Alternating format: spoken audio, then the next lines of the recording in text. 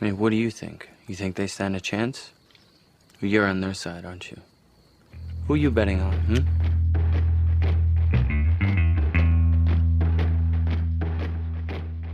Magic mirror on the wall. Who is the fairest one of all? Look at these lies. One shall stand, one shall fall. Even if one of them survives. The only way to stop him is to make another movie.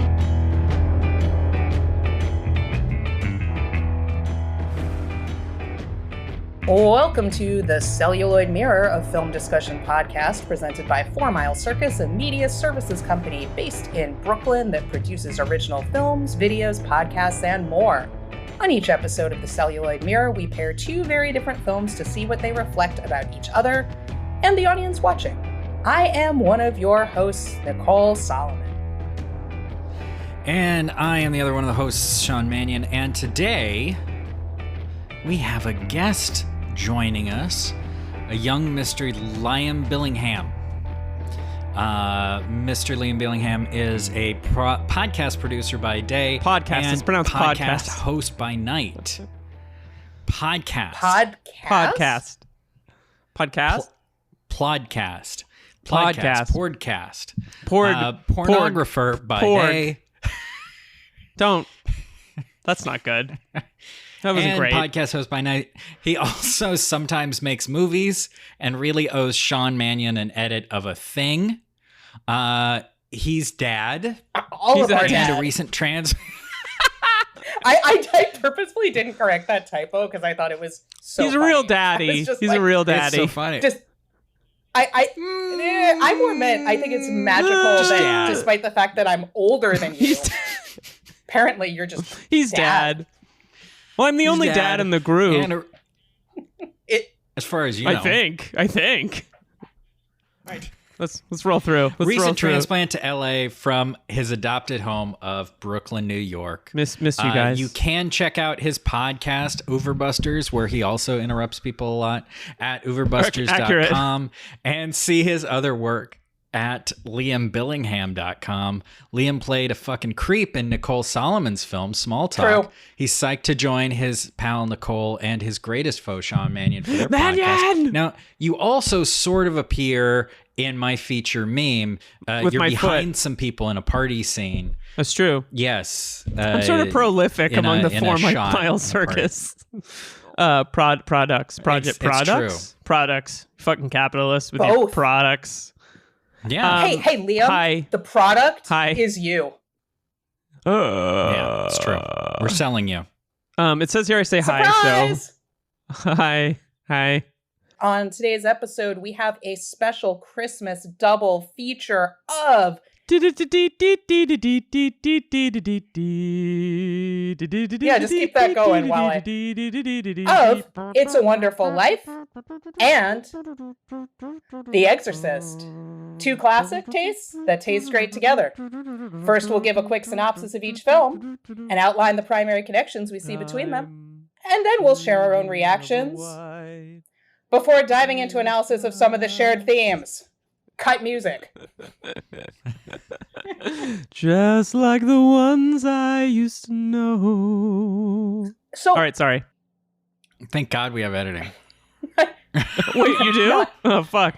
Not for the patrons watching the video. We don't. Yeah, sorry, guys. Sorry. So, I guess before we get into discussing these films, if anybody listening or viewing has not seen them, maybe we can tell them a little bit about what they're about. Liam, do you want to share? Shouldn't we just tell them to stop the podcast and watch these movies? No, stop do the not podcast. stop the podcast. Never No, stop the don't podcast. stop the podcast. Podcast is like speed. If you stop the podcast, you will explode. The podcast will explode. And your dynamic ads, no one That's will true. listen to them. This is not a inserted. podcast for people concerned about spoilers. So, Liam, why don't you tell us what happens in The Exorcist? Yeah, please spoil The Exorcist for the one listener who hasn't seen it. So The Exorcist is directed by William Friedkin and written by William Peter Blatty. Did he do the screenplay? He did, He right? sure did. He won an Oscar for We it. did both. He won an Oscar for it, and it's about Chris MacLeod, an actress from LA, shooting a movie in Washington, D.C. that appears to be about students and unions. And she has a daughter named Reed. Student protest. What specifically? Daughter named we Reed. don't know. Because what? Yeah, we don't know. It's kind of weird. Doesn't matter. Students, they protest. She has a daughter named Regan, and she begins to experience strange medical condition that is unexplainable. Meanwhile, there's a priest named Father Marin who's in Iraq conducting an investigation into a demon that we later find out to be Pazuzu. Marin spends the first, arguably, I think the most important 12 minutes of the movie conducting research in Iraq. And then we cut to DC where Chris MacLeod is trying to figure out what's wrong with her daughter. At a certain point, she is sent to speak to a priest, Father Karras, played by the playwright Jason Miller, who won a Tony the same year that he was nominated for an Academy Award for this film, which is a big year for Jason Miller. He was a theater actor, right? And this was like his first film? Theater writer. He wrote a play called forget the name of the play, but he'd never been in a movie. But I think this was like his first movie, and maybe one of his only movies. He's sort of a lapsed priest who's recently lost his mother, and he agrees to go to Chris's home to meet Regan when he realizes that it is indeed possible that Regan has been possessed by a demon. He is not comfortable performing an exorcism alone, so he brings in Father Marin. And we discover that the demon in question is Pazuzu. During the course of the exorcism, Father Marin, who has a heart condition, dies, and Karras is forced to confront Pazuzu himself. Eventually, he takes Pazuzu into his own being and throws himself out the window of their Georgetown apartment with the craziest staircase in the world right next door. He dies in the street, and Pazuzu is sent off to wherever Pazuzu is. Regan lives, and the ending of this movie is a little more open-ended than I recall it being as a kid. It's clear that she's okay, but there's a lot of like, I think, hanging questions at the end of it. But it's that's The Exorcist. That was all right? I kind of got it. No, that's all right, good. good. That's great. Good. Thanks, guys. Yeah. Thank you. And those hanging questions are at least partially addressed in the sequels, The Exorcist 2, The Heretic, and Legion, Exorcist 3. I haven't seen either or one. Just The Exorcist 3 at some kind. Exorcist 3 is all right, although it's also William Peter Blatty, and we'll talk about why that's kind of a problem later. Exorcist 2, I'm like the only person who will say that people should watch it. I want to see it. I'm sold. It's John Borman's 70s, and like clearly there were a lot of drugs involved in conceiving and making the film. Does it take itself? The guy that did it. Did he do Excalibur? Sorry, Nicole. Yes, it's the guy who did Excalibur and Zardoz. See, and that's what I like. Point Blank, which is a great movie. Point Blank and Deliverance. Oh fuck, Jesus! Well, what a 70s. Good God. Yeah, the 70s. That's just the 70s. That's actually kind of his golden sort of period. I mean, Everything that's a else pretty I'm good kinda couple like, of years. It's a pretty good. Yeah. Wow. Should we tell our listeners and viewers about what It's a Wonderful Life is about? Yeah. Do you want me to take that, or you want? Either way, it? you can take it. It's cool. I can take it. I can take it. You Nicole. can take it. I believe in you. It's a Wonderful Life is about George Bailey. It's about the life of a man named George Bailey, as seen by an angel second class by the name of Clarence. Who's giving it Clarence. That's my Jim. Who's given the opportunity to get his wings by helping out George, who is contemplating suicide. We see George's life, highlights in George's life, specific incidents in which George helps other people, oftentimes injuring himself or derailing his own plans for his life in order to help others.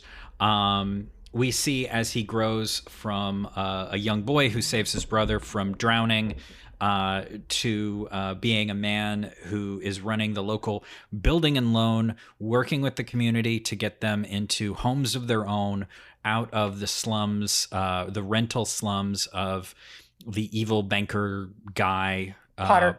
Mr. Potter. and Fuck that guy. who he's always butting heads with. And he's always talking about the good of the people in the town. And he's always talking about how if you just give these people a hand up, they will raise themselves up, while Potter's just going on about how they're just lazy and they just need to be beaten down because they're no good. Remember when he refers to, he says he wants a thrifty middle class or a thrifty working class? Fuck that guy. Yeah, how are we going to get a thrifty working class if we just give them homes? We got to make them work. Yeah, no, that none of those conversations still sound familiar. Thank God. What, 80 years later? Thank God we got past all of that. So something happens where George's uncle, who's a bit of a drunk and forgetful, accidentally misplaces, I believe I can't remember the exact number. I think it's $8,000. $5,000 or $8,000. And by misplace it, I mean he accidentally hands it to Potter when he's at the bank, and Potter just goes away with it.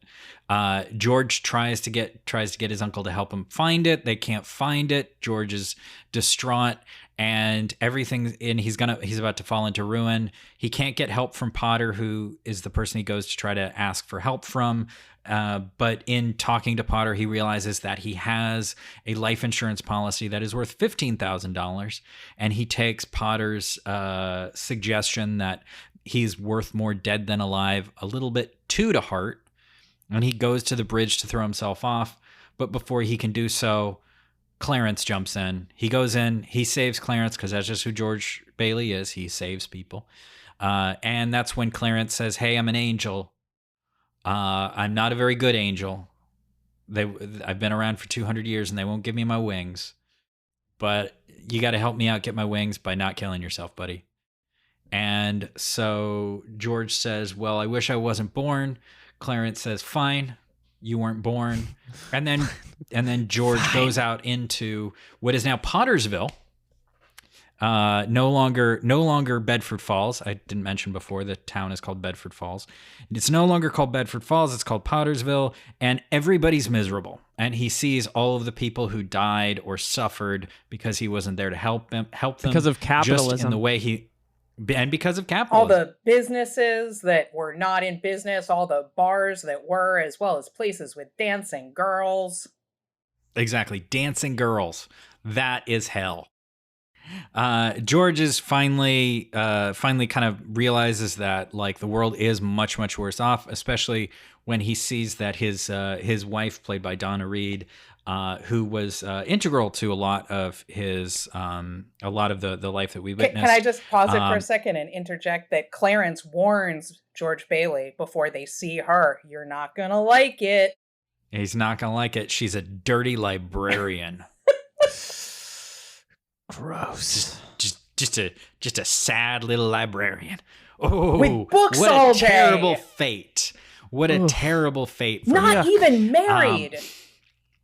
I like all my books in PDF form on my tablet. But with that, he says, "Hey, no, I actually want to have been born." Clarence says, "Well, okay. I want to have been born, Clarence." Sorry. It kind of sounded like Bane exactly that time. How he says it, too. That's exactly how he says like that. it, too. I like Bane, and, George Bailey. George Bailey. He turns to Clarence and he's like, "The fire rises." Kind of. And so he is, and he goes home and he sees his kids and he loves his kids, and he kind of is embracing that. He's like, "Well, I guess I'm going to prison for this, but the world was a better place for me having been here. All these people are here. All these people I love are here. And my life meant something. So my life had some meaning to some people. So if I get punished for this thing, at least I know I had some impact on the world," which was a big thing for him throughout the film, was him talking. He's always disappointed because he hasn't left Bedford Falls, because he hasn't made his mark on the world at large. And one of the things that Clarence shows him is that he has made a significant mark on the world around him just through his good works and work and his love of other people. And it's then at the end that we get the big scene where everybody shows up and gives and gives what they have to George in order to make up for the difference that is having a problem with the building and loan, which mirrors an earlier scene where when he and his new wife are about to go on their honeymoon, the building loan is about to close down, but they give all their honeymoon money away to all the people in the community who are in need and who are coming to the building and loan to try and take out their shares in it. So what he gave into the community, he gets back from the community, and a bell rings so that they know that Clarence got his wings, which is like that last moment of the movie is like probably the most famous moment of the movie. They're like, yeah, no, we grabbed the last minute, and that's the only thing you ever see from this movie when we advertise it. And that's It's a Wonderful Life. Ta-da! And it is a wonderful life. I guess we should talk about what the connections between these films are. These classics, two of the most famous films of all time, are both Christian stories that at least arguably exalt faith and illustrate the perils of atheism, agnosticism, and or secularism. Bum, bum, bum! Wow. Well, and fascinating. So before we get into that, though, I think we got to do a capitalism, right?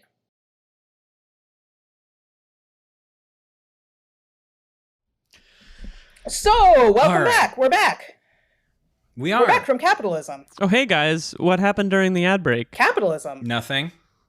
Oh. Oh, conflict between the hosts. Oh, no! So, let's talk, while we're still awake, about what all of our personal reactions were to these films. When did we first see them? What did we think then? Have we changed our assessment since? Liam, when did you first see these films? What's your history with them? You know, it's interesting. In both cases, I don't know. I can tell you that once Upon a Life, It's a Wonderful Life. I feel like I have a distinct memory of it being on at obviously at Christmas time, and like it being on in the background at like numerous Christmas parties that my family went to. I don't know that I've sat and watched it as a adult more than one or two times. A couple of years ago, I read that book, Five Came Back, which is partially about Frank Capra's time in World War II, which is a great book by Mark Harris. And I think I watched it then. The Exorcist, similarly, I think I was curious about it. I remember it being on TV when I was like 12 or 13 and being pretty too scared to watch it. And then I think I've seen it a total of... because these are such famous movies, and because we all lived during a time where like cable was a thing, I feel like we probably watched them from various points growing up every year because they're so strongly identified with Halloween and Christmas respectively. So I think I saw chunks of them growing up. I actually do think that I've probably only seen The Exorcist from beginning to end twice. But I've seen the movie probably 5 or 6 times cumulatively. And the last time I watched The Exorcist was 2 months ago in anticipation, or I guess no, because it's November. I guess it was probably like a month ago in anticipation of Halloween. And I watched maybe the first 45 minutes on a Friday night and had to finish it on a Saturday because I was so terrified of it. Still, as a 38-year-old, 37-year-old adult. I'm almost 38. You sure? 1982. Okay. So that's 2020. Yes, that's correct. We got through that. Correct. Good. Good job, team. We did. Fuck you. So you were very scared. Numbers, how did they work? How do you feel about these films though? But you're terrified of It's a Wonderful Life too? I mean, fair. There's reasons to. I mean, I think I have a stronger relationship to The Exorcist than I do to It's a Wonderful Life, and I think my sphere of The Exorcist has evolved, which I think we can talk about. What I am impressed by with It's a Wonderful Life is that I view it as sort of a cultural artifact of a naive kind of time in American history, but which is obviously reductive, but I find that watching it still feels like a fairly powerful piece of filmmaking. And I think larger than that, I think Jimmy Stewart is incredible in it. And I think it feels more contemporary and modern than most people give it credit for. Not only thematically, but just in the way that people talk to each other. I think that the patter and the back and forth in the movie, especially in the first hour, is so strong. And it's just, Capra really knew how to make a movie. That's like so did Friedkin, but like, I think that it's very easy to look at It's a Wonderful Life, especially when you haven't watched it, through these nostalgia-tinged glasses, but it feels very alive as a movie to me in a way that a lot of movies from this period don't. I rewatched Maltese Falcon, which is a movie I love, and I watch once a year, and it just doesn't have the same kind of like, wow, this movie feels very, very... It feels like it's from the 40s. It's a Wonderful Life in some ways feels much more timeless to me. So I like them both. Mm-hmm. Cool. Sean, you wanna share? I have a similar, I would say, similar, different, but similar relationship in that I can't really remember when I first saw them. The Exorcist, I know I saw all the way through as a teen.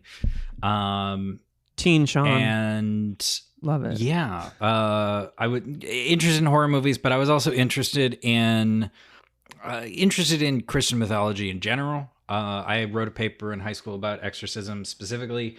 I read the book for The Exorcist, and I can't remember if I read the book before I saw the movie. I'm pretty sure I saw the movie, or at least partly saw the movie.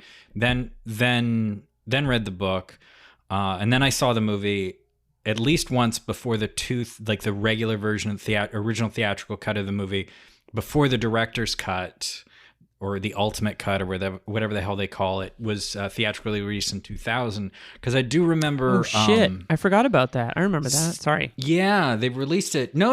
It's totally with fine. The spider it's walk. Forgettable. It's exactly. The spider walk does not exist in the rest of it, or in the original cut, and not the cut that I rewatched for us this time.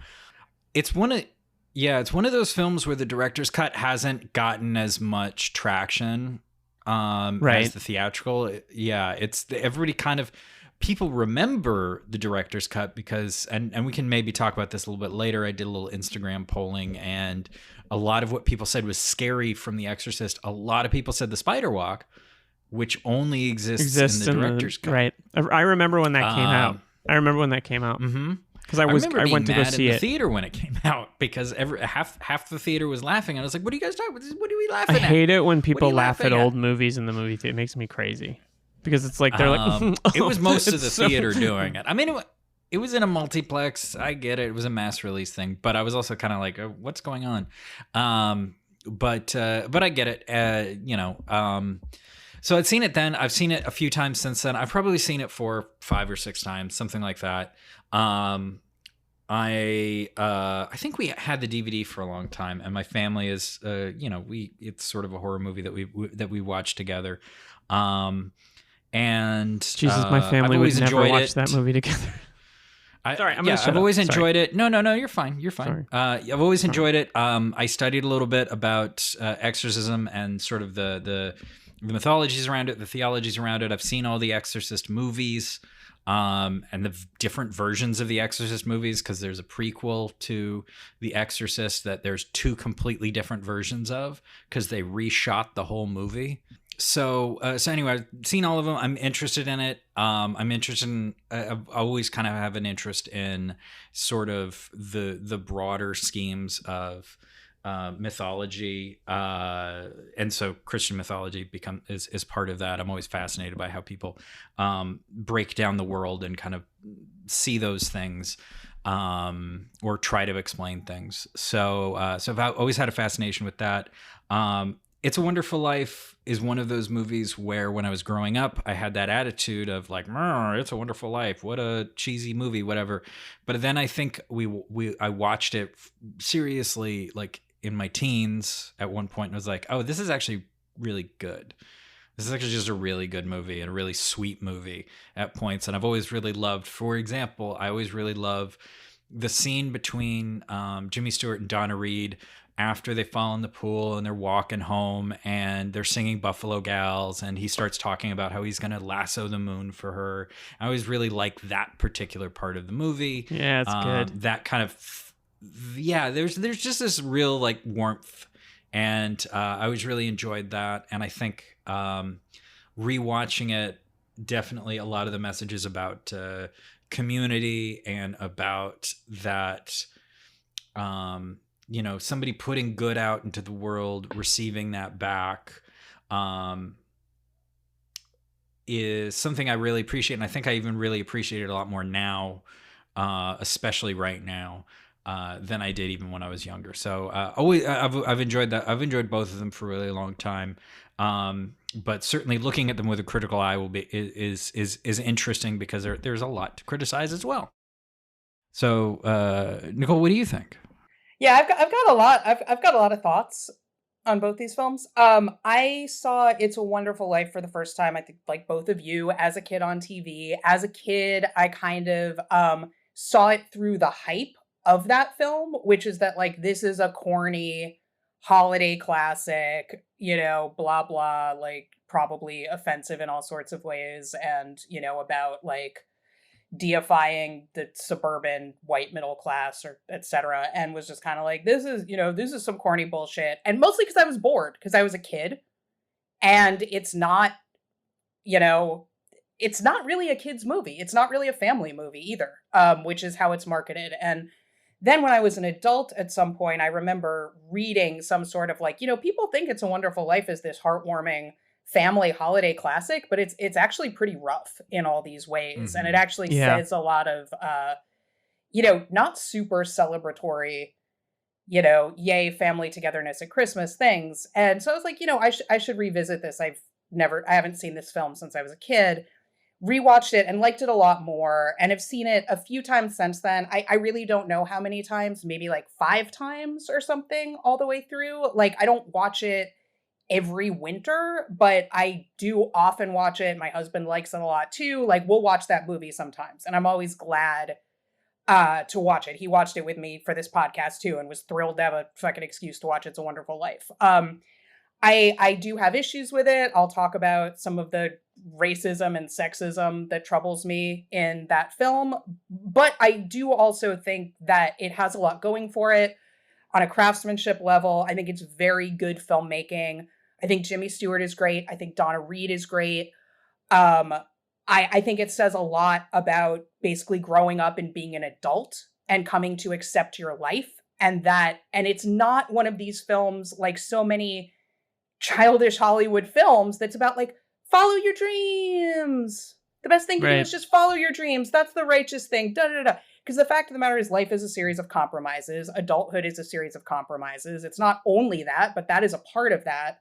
And this film takes that very seriously and doesn't view that as a tragedy. It's not about like, oh, this poor guy got attached to a ball and chain and had to give up his dreams of travel to be responsible. Like, there's so many films and television shows that are operating from a place of resentment that implies that, whatever patriarch is the protagonist, like, could have been so much more. And like, maybe that's true, maybe it's not.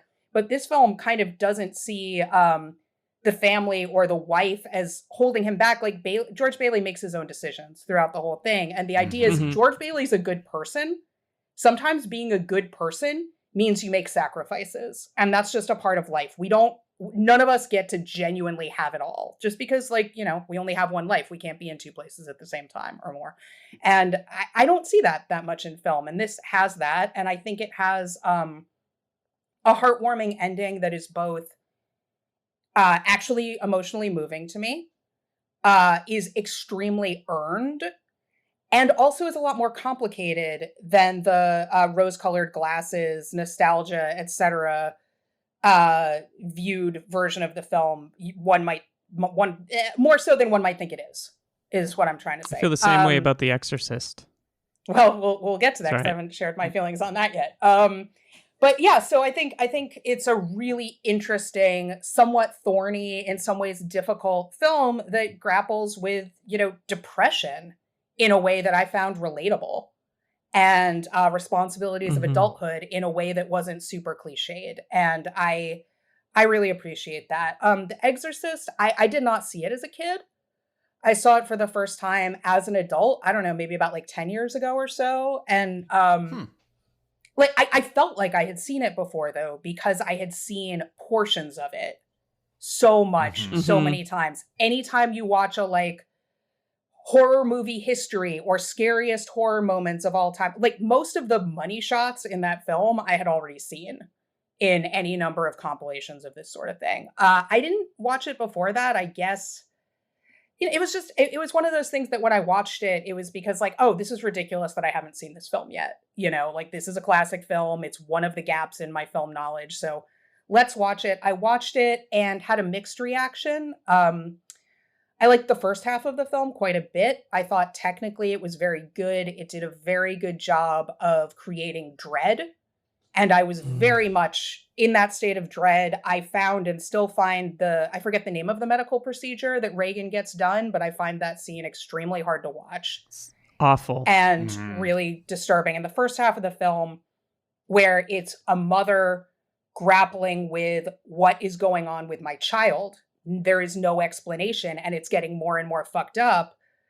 That really resonated with me. And I found that very moving and unsettling and effective. Once an explanation was given, it stopped working for me as well, because I thought it got silly after that. I think the effects, to me, don't serve it for, you know, in terms of my viewing experience. They serve to distance me from what was the real scariness of it, and it becomes a scared straight story. It becomes a very high budget, not even gory, it's just graphic in various ways, gross out, scared straight piece of Christian propaganda. And that does scare me also, but in a very different way that I don't think is the way the filmmakers intended, but is more about the cultural implications that I find very scary and disturbing. However, like the first time I saw it, I would say I liked it.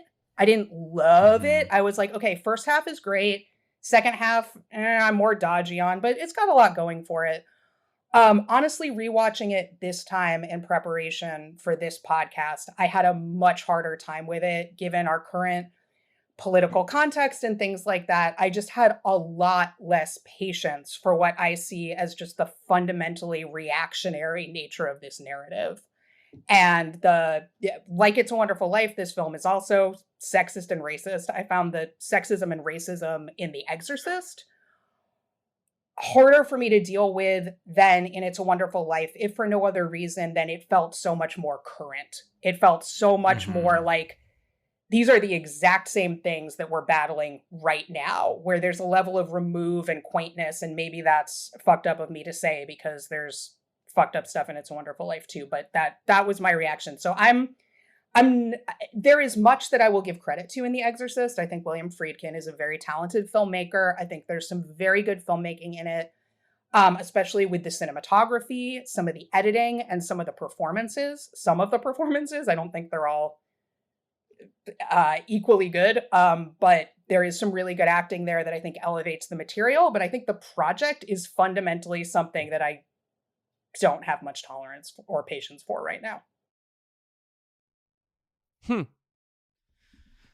Yeah, I think when we originally talked about doing an episode with Liam, I think I pitched that we do this because when Liam was talking about watching The Exorcist and about how scared he was by it, I think on Twitter, or maybe we were texting. It all blends together. It's all the same thing. It's all Google Wave. It's all, yeah. Oh my God. Blast from the past. But then you I think responded to him that you just were like, that's not scary. And I was like, that's interesting. I'm kind of in the middle because like I link it partly to different upbringings. Of course, there's also the stuff that you were just talking about, Nicole, about context is very different.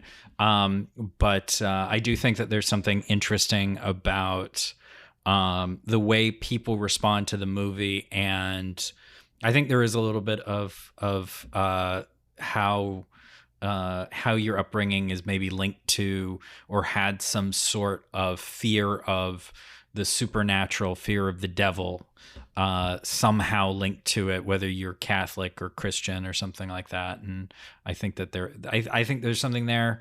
I think, maybe that's something we can talk about. Yeah, if I can jump in right now, because we may as well. Go to for that. it. Say your thing. I think there is something to it, and obviously Sean and I talked about this a bit in deciding to do this episode. So I don't get me wrong, I definitely think there is something to that, and it's not unrelated that I come from a different family religious background. That, I mean, we're all from different ones, but you two maybe have a little bit more in common in some ways, in that there's some Catholicism there. Go ahead. Sorry, I didn't mean to. But for example, like, as we discussed, like, my husband, who's from a background that also technically has some Catholicism in it, but not that he was dealing with. Like, he, like me, is also like a Jewish person from an interfaith marriage that was raised secular. He thinks The Exorcist is scary. Like, we watched it together and he was like, oh yeah, that's fucking scary. Like, we talked about it a lot. We didn't have the exact same reaction. We agreed about, you know, the major points and all, but we had a different experience watching it. He found it more effective than I did, which I also think is interesting. And I think based on your Instagram poll, there's plenty of people who are not Catholic, are not religious at all, weren't raised with religion, who think The Exorcist is fucking terrifying. So, and I would assume there are some Catholics who don't, or probably at least one. Yeah, I think there's a mix. As Nicole said, threw up an Instagram poll just to see, sort of informally from people, what people's responses were. 62% of the people who responded said that yes, it is scary, versus 38%, and 57% of people said that they were raised religious, and 56% of those people said that they were Christian. But the majority of the people said that they don't still consider themselves such. And I know for me, a little bit of my fear of it came from, I mean, I wasn't particularly religious anymore by the time I saw it, but how old were you? Had like this, I don't remember. I know it was in my mid to late teens though. Okay. Like, and by that time I'd already kind of been like, no, I'm not doing church shit anymore. Right. And my family was never very strict about that stuff.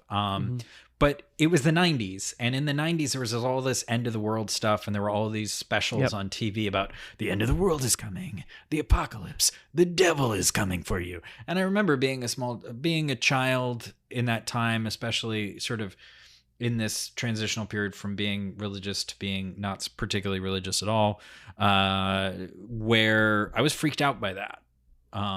So I think the film worked on me a little bit in that sense, but it doesn't really in the same way. I don't know. I think it's an interesting cultural touchstone, in some respects that way. For sure. But we had other things that we wanted to talk about. Yeah, we did. Just really quickly, I'd like to touch on what the response was to these films, which is they both got mixed reviews upon initial release. The Exorcist probably a bit more than It's a Wonderful Life, but It's a Wonderful Life was not the acclaimed classic when it first came out that it is today. It lost money. A lot of reviewers didn't love it, although it got some good reviews as well. It got some Oscar nominations. But it got like 5 nominations and it didn't win any, although it did win a special technical award for the snow falling special effect. It's still really good. Oh. It looks good. It still right? looks I was like, so good. It does look good. It's a special effect. It's not snowing. No, they created that for that film, and it won a special technical Oscar. Wait, is it like the fake snow thing that they do in movies everywhere? Probably. Oh. I think because it looks so good. It looks like a legit. Yeah, it looks so good. snowstorm. I didn't even occur to me. It didn't even occur to me that might be. There's a special optical effects credit in the credits for the movie at the beginning, which I initially thought was probably for the which is probably both for the sort of like celestial beings thing at the beginning of the movie that is almost more obviously impressive, because the snowfall thing is a borderline subtle because it's so good. Mm-hmm. For sure. So It's a Wonderful Life wasn't the classic it would become, apparently, upon release. It really started getting that status in the 70s, which is when it started airing on TV regularly, which is how everybody fucking saw it. And I think I meant to look into this, I didn't, but I think what Sean mentioned earlier is correct, that it was in the public domain for a while, and that's why it spread so far, and there were so many different versions that were going around for a while. Some were colorized, some were not, various aspect ratios, like just all... I believe I might be making up the aspect ratios thing, actually. But there were different versions, basically. Yeah. The Exorcist, on the other hand, though, was a huge hit when it came out. Big old hit, big old controversy, most of which was created by the film company to promote the film. You know, it was like a, 70s version of William Castle or whatever. Like, just like people fainting, and is there subliminal messages? Is the devil in the frame? Shudder has a series called Cursed Films. I think it's Cursed Films. Cursed Films. And Sean and I at least both watched the episode on The Exorcist, where they talk about The Exorcist's reputation as a cursed film because, like, there was a murderer who's an extra in a scene, and there were some injuries that happened while shooting that we'll talk about later. I think someone died, right? Shooting the movie? No, nobody died during. Nobody shooting. died during. Okay. There's some other films where that happened. There were, I think, maybe some deaths in the families of some people involved in the film, but it all got like kind of played up, and it became this big dust cloud of like all this stuff about The Exorcist. Oh my God! And so people would go like smoke weed and go see The Exorcist, and based on an article I was just reading, chat through the beginning and then just watch the special effects if people wanted to go to it like that. One of the articles I was just reading was talking about going to see it and how, the hippies or whatever were missing some of the Christian propaganda elements because they were there for a special effects extravaganza, basically. There's like, we want to see her throw up on the dude. But that's why there's that's why the film's a big hit, right? Because it can appeal to disparate audiences for very different fucking reasons. And at the time, there was all this controversy, like Billy Graham said, the devil is in every frame of this film. And I wonder if he was paid to say that by the film company, because it's like, it's an interesting film because it had this reputation as being so controversial and scandalous and potentially blasphemous and edgy, but it's kind of edgelords for Jesus at the end of the day, which I think is a big part of why the film was originally given an X rating.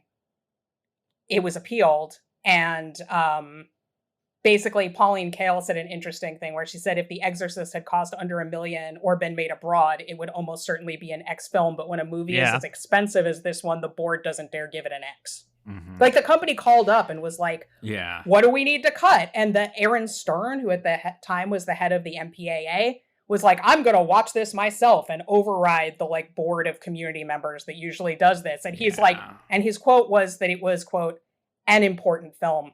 And so it would get an R rating instead of an X rating. And I have of course. And my point isn't that films should be given X ratings. That's not my long game here. But I think it's notable. Sure, Nicole. This is actually my pick. NC-17 was a blow to this long game, but I'm still working on it. You're still working on it. Sure. X for all these movies. X-rated movies. But I think it's interesting because I actually I was like, even though I've seen it before, I know everything that's going to fucking happen. I was still like, wow, at a few of the moments, and like, why'd you choose to put this in a film? Why did you choose to put this on screen? Is the world a better place for... It's extreme.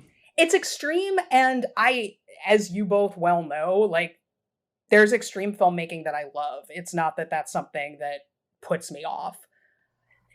This film feels very exploitative to me, and like it's pretending to be about more than it actually is. That's my take. And so some of the extremity bothers me here. I don't think it's justified, but we can get into that because people can disagree with me.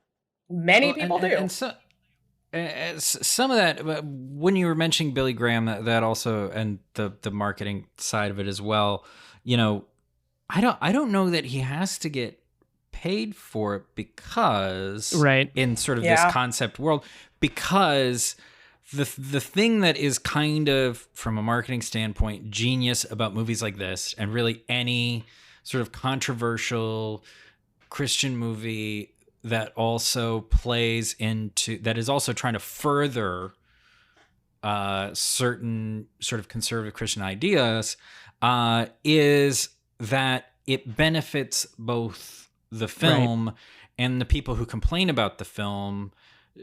Like Billy Graham has this now thing to focus on to rally his people around, because they always need that, because that's what that stuff feeds on. Oh, we have to have an enemy need gas. They need rally right. against. Yeah, it's a very symbiotic relationship.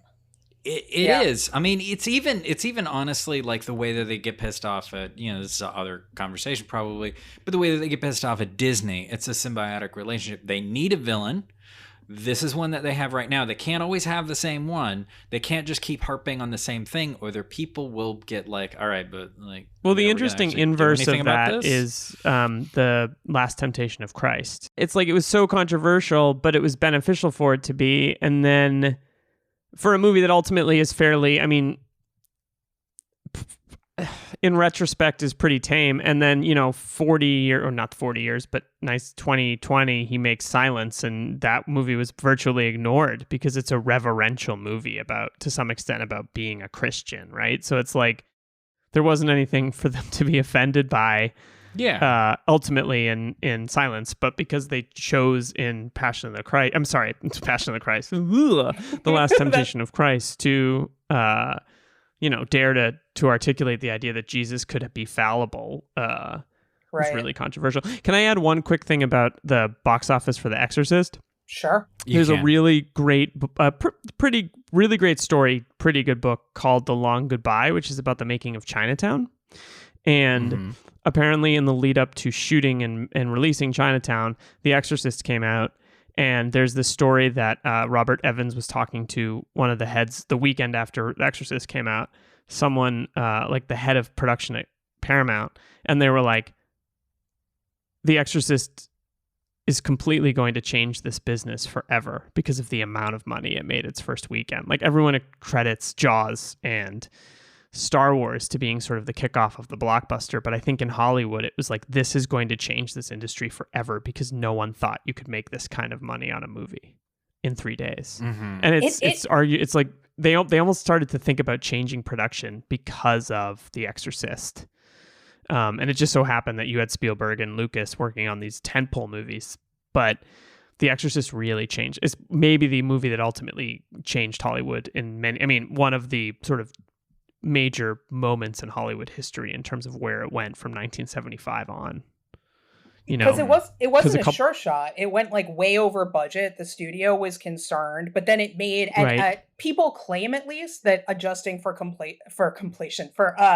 inflation, that it remains the highest grossing horror film of all time. It was the first horror film to be nominated for an Oscar. It was nominated for a fuck ton of Oscars, twice as many as It's a Wonderful Life, and it won a couple as well. I don't think I knew that. It makes sense, but I didn't know that. It was nominated for 10 Oscars, and it won 2 for screenplay and sound. Sound I can see, screenplay, but it was nominated basically. Good. I don't know if that's the screenplay. I would give that more to the direction, honestly, than the writing, but that's me. Maybe. I think the writing in The Exorcist is bad. Like, I'll spoil that. Like, I just not into it's not subtle. Right, let's put it there. Let's put it. That's a true statement. But yeah, so it was a game changer in that way that like paved the way for horror to be taken seriously to a degree in certain ways, at least by the Academy. It was one of them, yeah. Yeah, and it was just a phenomenon. And at the time, to kind of segue into like the film's relationships to Catholicism and Christianity in general, like I had trouble finding what the Christian response was to It's a Wonderful Life when it first came out, because there was no internet, so no one was blogging about it or whatever. But certainly at this point in time, if you Google anything about this, you'll find a bajillion like Christian websites and blogs and articles talking about how much they appreciate this film, study guides for like using it as a religious text, etc., as well as a ton of that about The Exorcist too. Although with The Exorcist, there's always this little bit of edge that you don't get with It's a Wonderful Life, where people are like, you might not think it, but this is actually like a super Christian movie that's like good for Christianity, basically. Yeah. Whereas with It's a Wonderful Life, I think people don't feel the need to protest so much. There was something that came up in our research that I don't think I copied over to the doc. During the during the McCarthy hearings, during the American Un-American Activity stuff, there was some investigation into I believe it was the writer of It's a Wonderful Life, and I think it was Frank Capra or somebody else whose testimony was about it, is they were more interested not in whether or not it was Christian, but if it was sort of anti-capitalist. Because, well, there's Mr. Potter's the bad guy, and they just sort of argued against it, saying that it wasn't necessarily that he was a capitalist that made him bad, and in fact that they were trying to argue it because they were like, no, look, George Bailey runs a building and loan. Like, it's not he's a businessman. It's not that we're saying money is bad. Although when you look at it, it's very much a sort of, I don't know if it's necessarily communist, but it's very much about community mutual support rather than sort of a traditional idea of capitalism. But it certainly came up around the time of the movie, within a few years of the movie, like, wait, what's this motherfucking movie about? Yeah. Is this movie about how we should all be communists? It's kind of a famous example of how ridiculous the Red Scare was, because today it's seen as such an American classic. That said, I thought about this a lot, honestly, over the past little bit.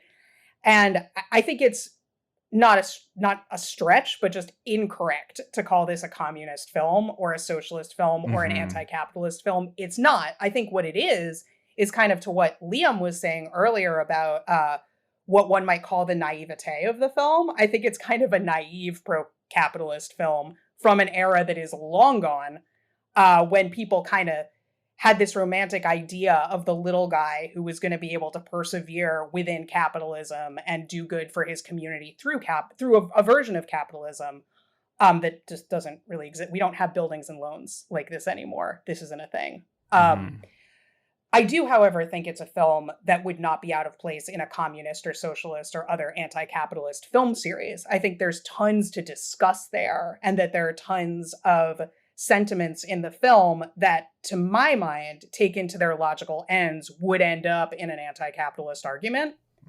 But I don't think that's where Frank Capra was at all at the time. No. And it's ridiculous to say otherwise. But it says a lot about what that era, what the McCarthy era was like, that It's a Wonderful Life is one of the things getting swept up.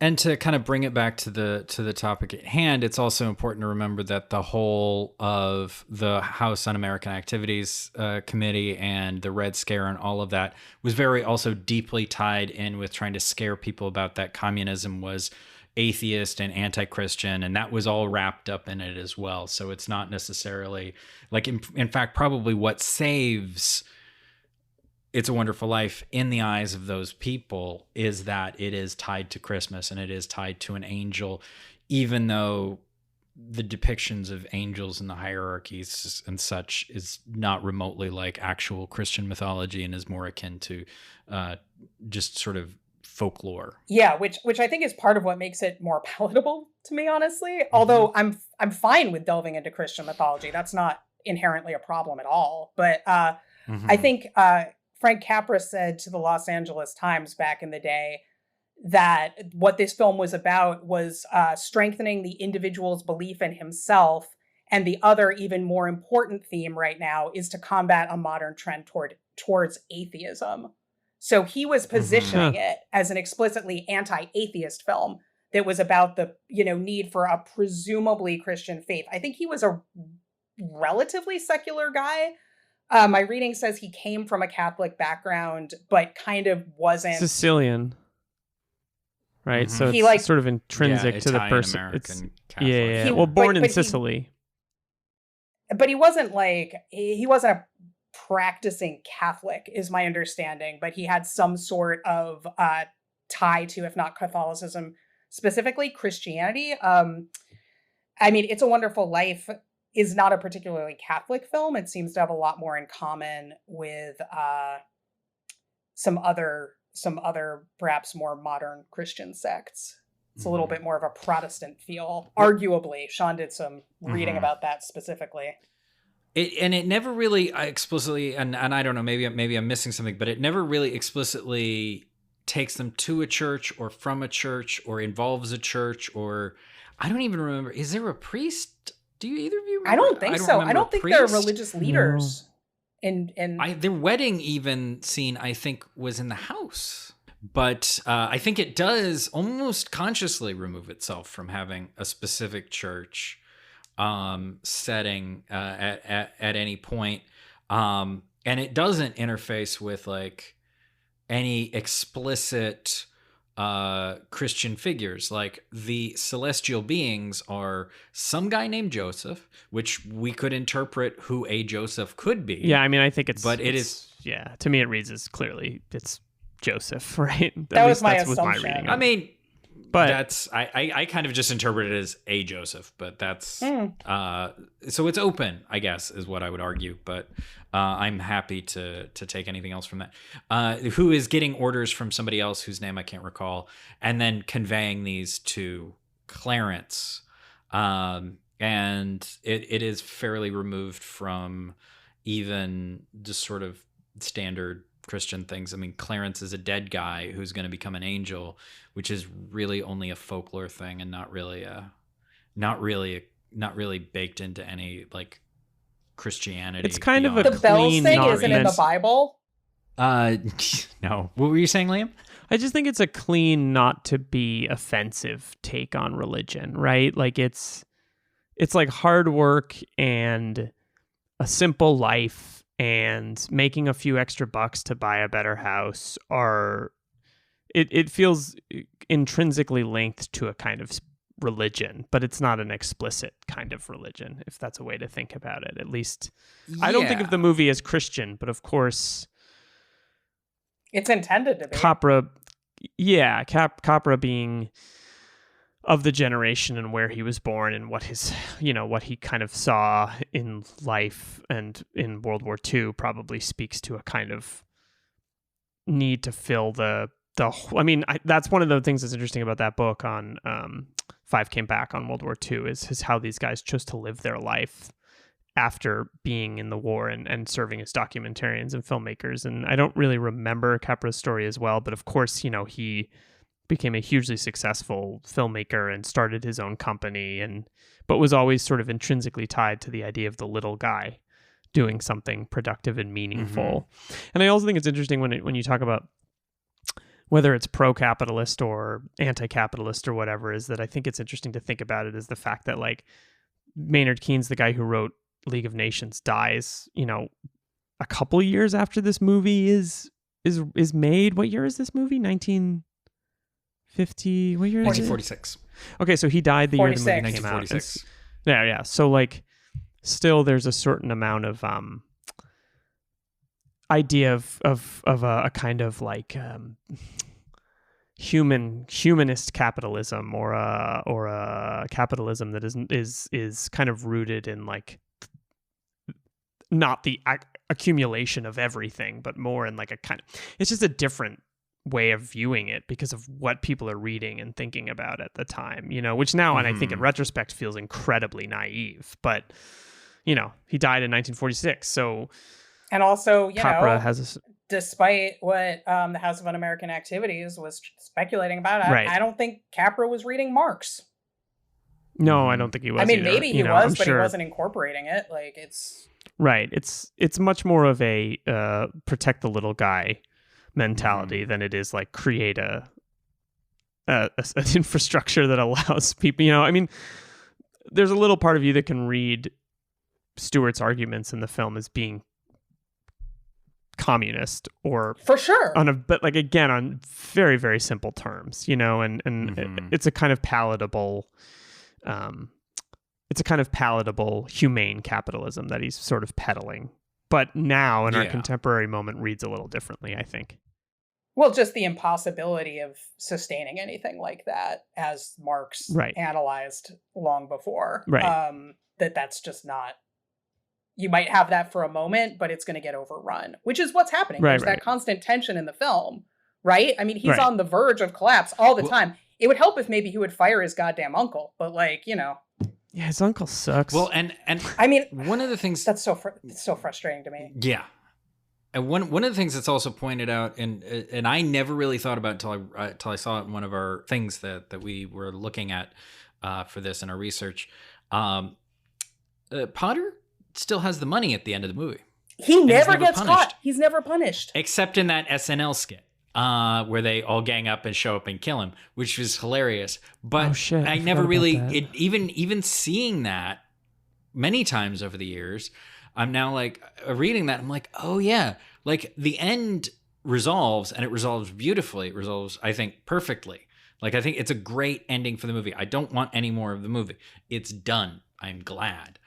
But there is this thing that's hanging out there that Potter stole the money.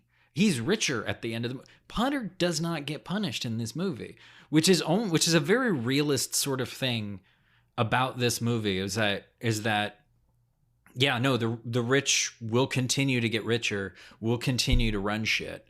He's not changing the whole world. He's not even really, what needs to change in this movie is not the world, but George's realization of his place in it, which is a good place. He just needs to realize that he has a good place in this world. And it's very subtle, I think, in that part of the message. I agree. And I think that speaks to a thing we've all talked about a bit, about how like the film's reputation doesn't really match with the content of the film. Like people, I had this impression growing up that it was this saccharine tale, but it's really a lot tougher. And I don't want to say bleak, because it's not bleak, but it's realistic in certain ways. The bad guy gets away with it. He's like the equivalent of like if some Twitter troll came to your house, stole your money, and then went on Twitter to tell you to go kill yourself. Like, that's kind of Potter. And like he's basically like, yeah, Bailey, like you're worth more dead than alive. Like, and dude almost kills himself. Like and Potter would have just been like, ha, like counting my money. If that had happened, like, great, got that asshole out of the way. I can take over his little piece of the town now and like, have everyone pay me rent to live in slums instead of letting, what's his name? Martini, like have a house. I love the Martini family. When they like give him a rent. Martini. When they give him He's so sweet. They put and there's the goat, and it's just, I like goats. Made me happy. So we found, actually, Nicole, you found quite a lot about how The Exorcist plays as a Christian film. And very deliberately as a Christian film. Like, specifically, William Peter Blady's like, people are not Christian enough right now. I'm going to make them Christian. I just want to clarify that that's true. Also, I've spoken some about having some problems with this film. My problem with it isn't being a Christian film. That's fine. My problem... You hate Christians. Actually really don't. My problem is with it being a right-wing reactionary Christian film. There was an article in Salon called The Right-Wing Agenda of the Exorcism that says the Exorcism movie in general, like not just this film. And some of the other articles pointed this out as well, that this is a theme throughout many films about exorcism, of which The Exorcist is maybe the archetypical one and the one that kind of started the craze that continues to this day. But a lot of these themes repeat through all of them, which is this article claims that the Exorcism movie is the most all-American of quote-unquote spiritual films, reducing complex religious beliefs to something more palatable, a take-charge action-adventure with clear targeted results. Much like the Roman Catholic Church, this brand of Hollywood horror frames evil as a diagnosable disease to be cured through extreme treatment, and its spiritual discussion rarely goes beyond the black and white. Is there a devil or isn't there? It's a clear, explicit test of faith in which there's finally no room for doubt. And those kinds of ideas and themes come up and recur through a lot of this. Kind of the thing I was saying of it feels like a Dare ad, basically, but about Christianity instead of drugs, is how it feels to me. And that's why I wore my special Freddy Krueger Dare shirt today for nice all of you. Thank you, Ashley Blackwell, for gifting me this shirt. I love it very much. It's a good shirt. A lot of the things that we read about the Exorcist and the right-wing reactionary side of it were touching on how it's sort of a large strategy, and even we were just talking about it with Billy Graham, a large part of the strategy of right-wing Christianity is scare tactics, is the dare thing, like you're talking about, is you got to be scared of the devil coming for you.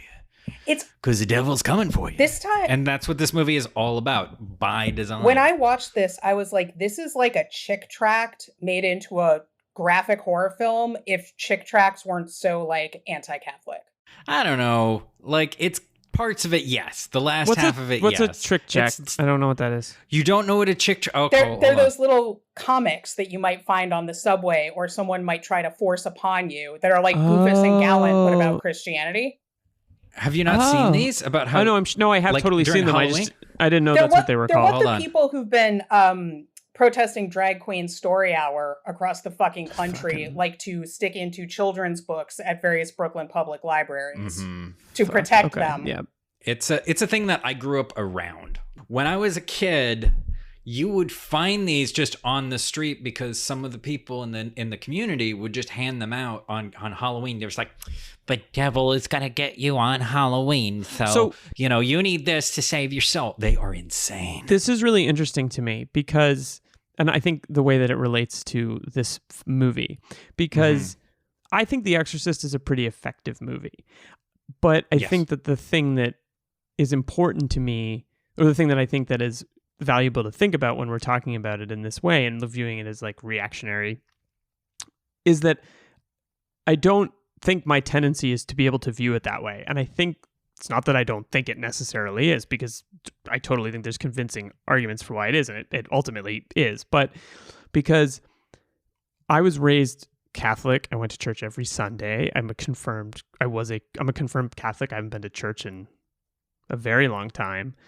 But because I didn't grow up with this sort of like, for lack of a better word, cheesy, kind of moralistic all of Catholicism is moralistic, but it was something that you went to on Sundays and it was reverential and it was where you went to like be quiet and think and reflect on your morality and reflect on your relationship to other, like it was, for lack of a better word, it was classy. Does that make sense? Like it was a classy kind of Catholicism? If I may sort of back up that a little bit, one thing that I've noted moving to the East Coast is Catholicism is treated differently here.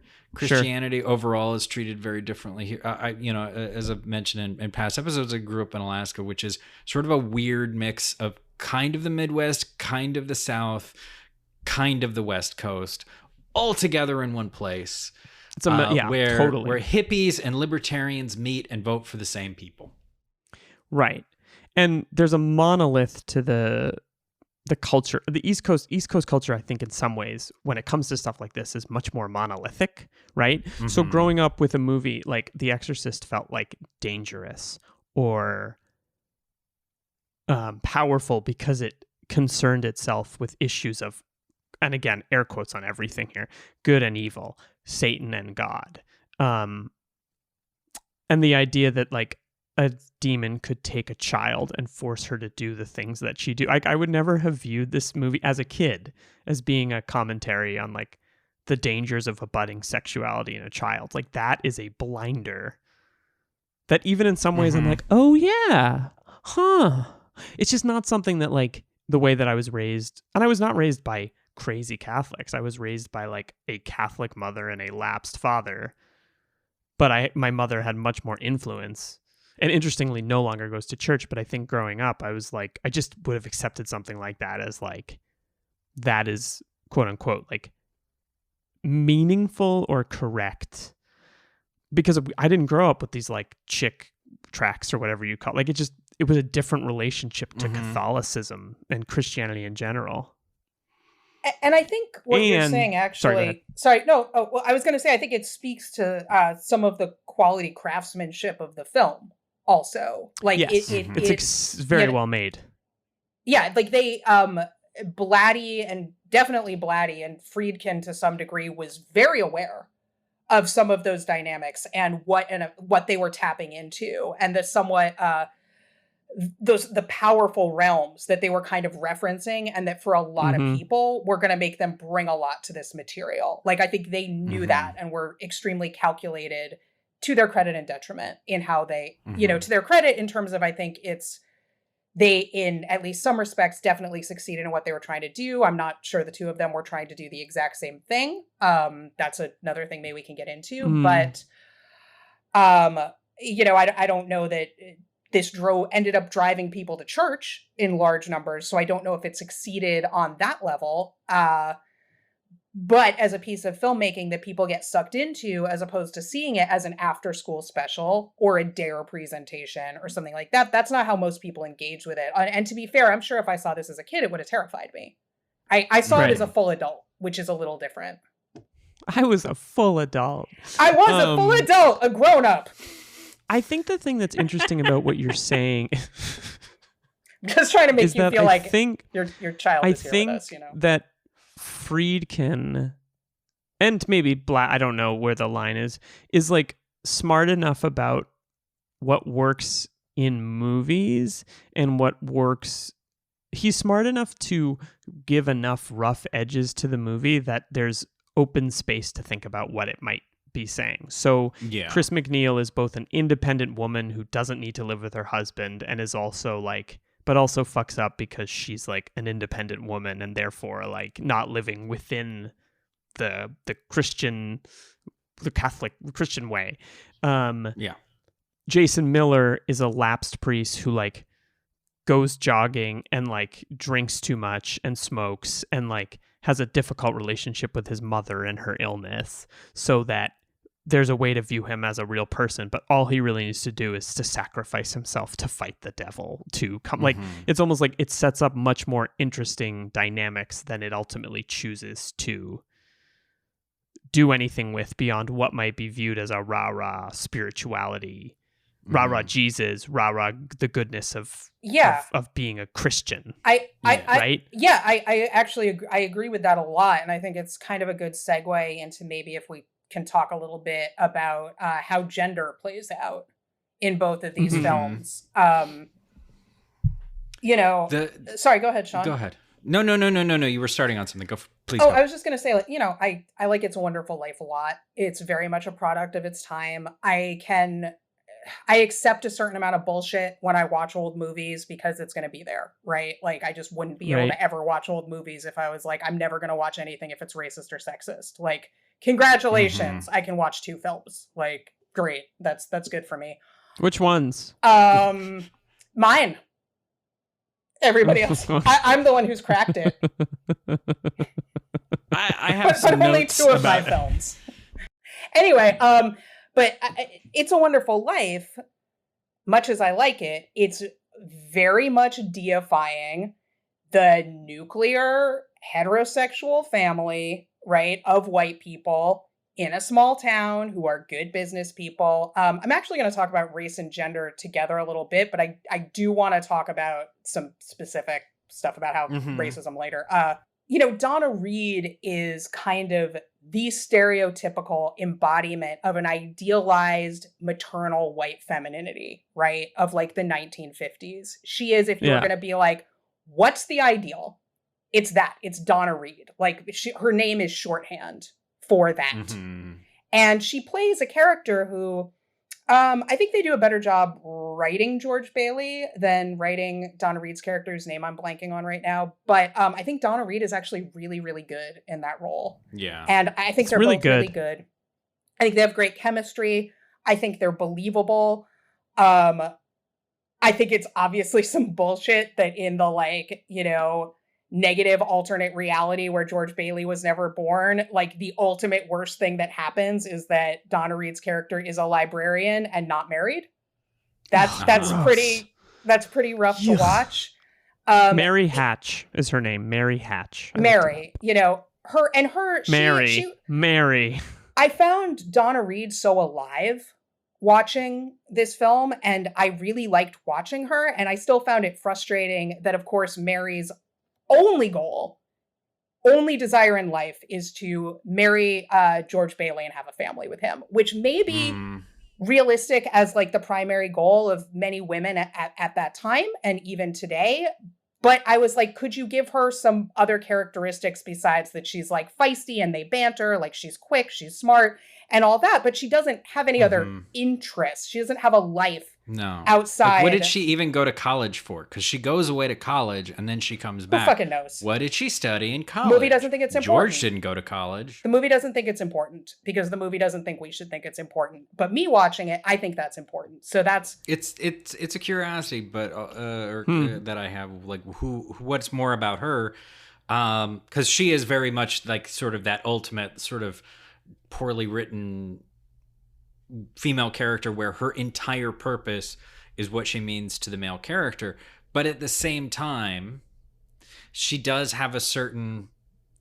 at the same time, what's interesting about the writing of it is that her desire for him is part of the conflict because he wants something else.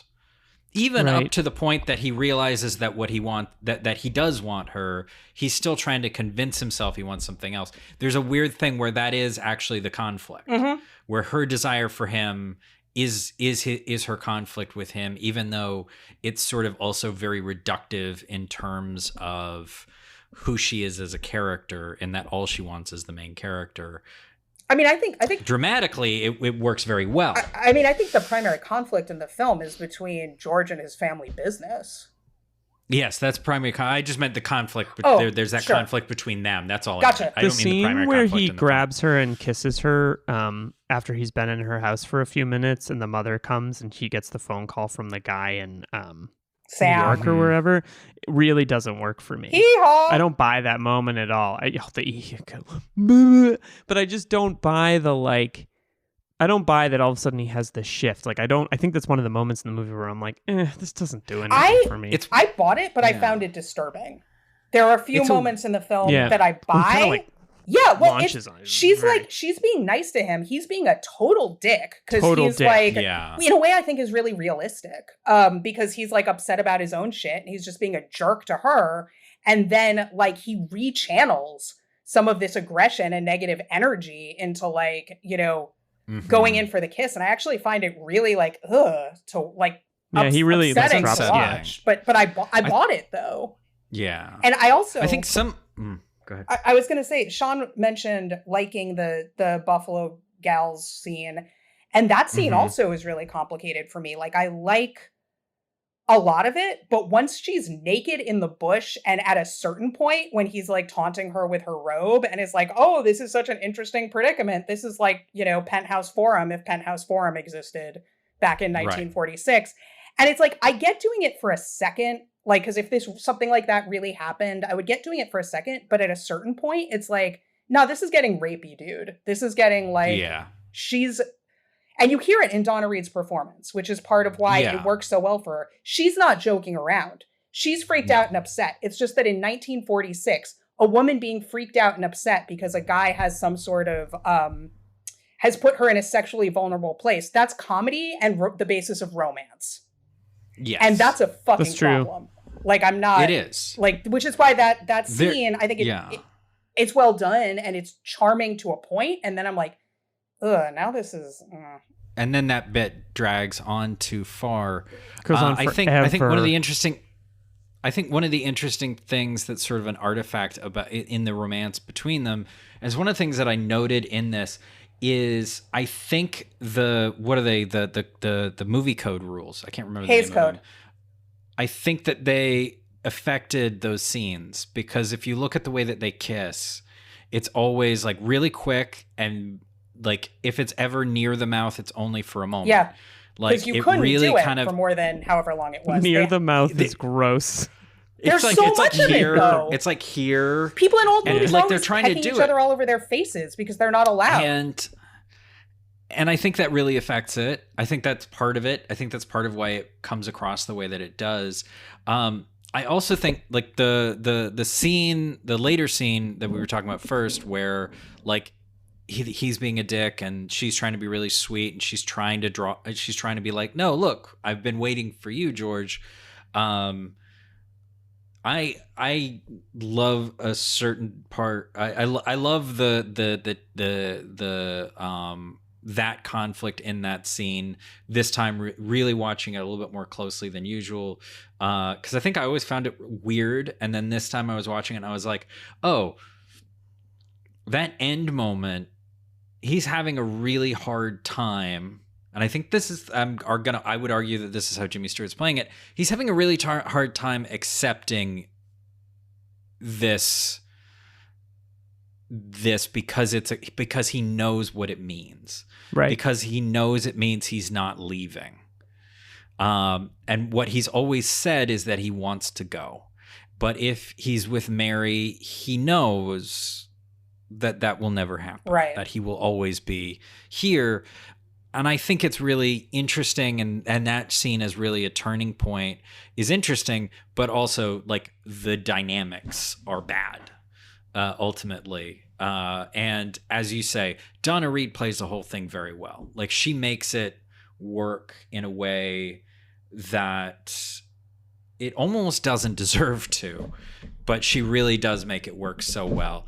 And she sells it throughout. And as you say, in that scene where he's taunting her, she does sell, like, it's not like the cutesy, which I think a lot of people might have played it, like, oh, George, you should give me that back. She seems like, no, motherfucker, give me that shit back. She's like, give it to me or I'm going to scream. Yeah. Like, that scene's weird too, because they're also like throwing rocks and breaking windows, and there's that neighbor who's like watching them, and he's like, what are those kids doing? Like, there's like this morality at the edge of every frame of this movie that's just interesting. Like, no, it's another maybe example. The neighbor's egging them on, though. Is he? Yeah, he's like, kiss her. He's like, why don't you kiss her? Oh, right. So yeah, before that, I forgot about that. But before that, he's kind of like watching them, and you're like, what's happening here? And like, it's weird.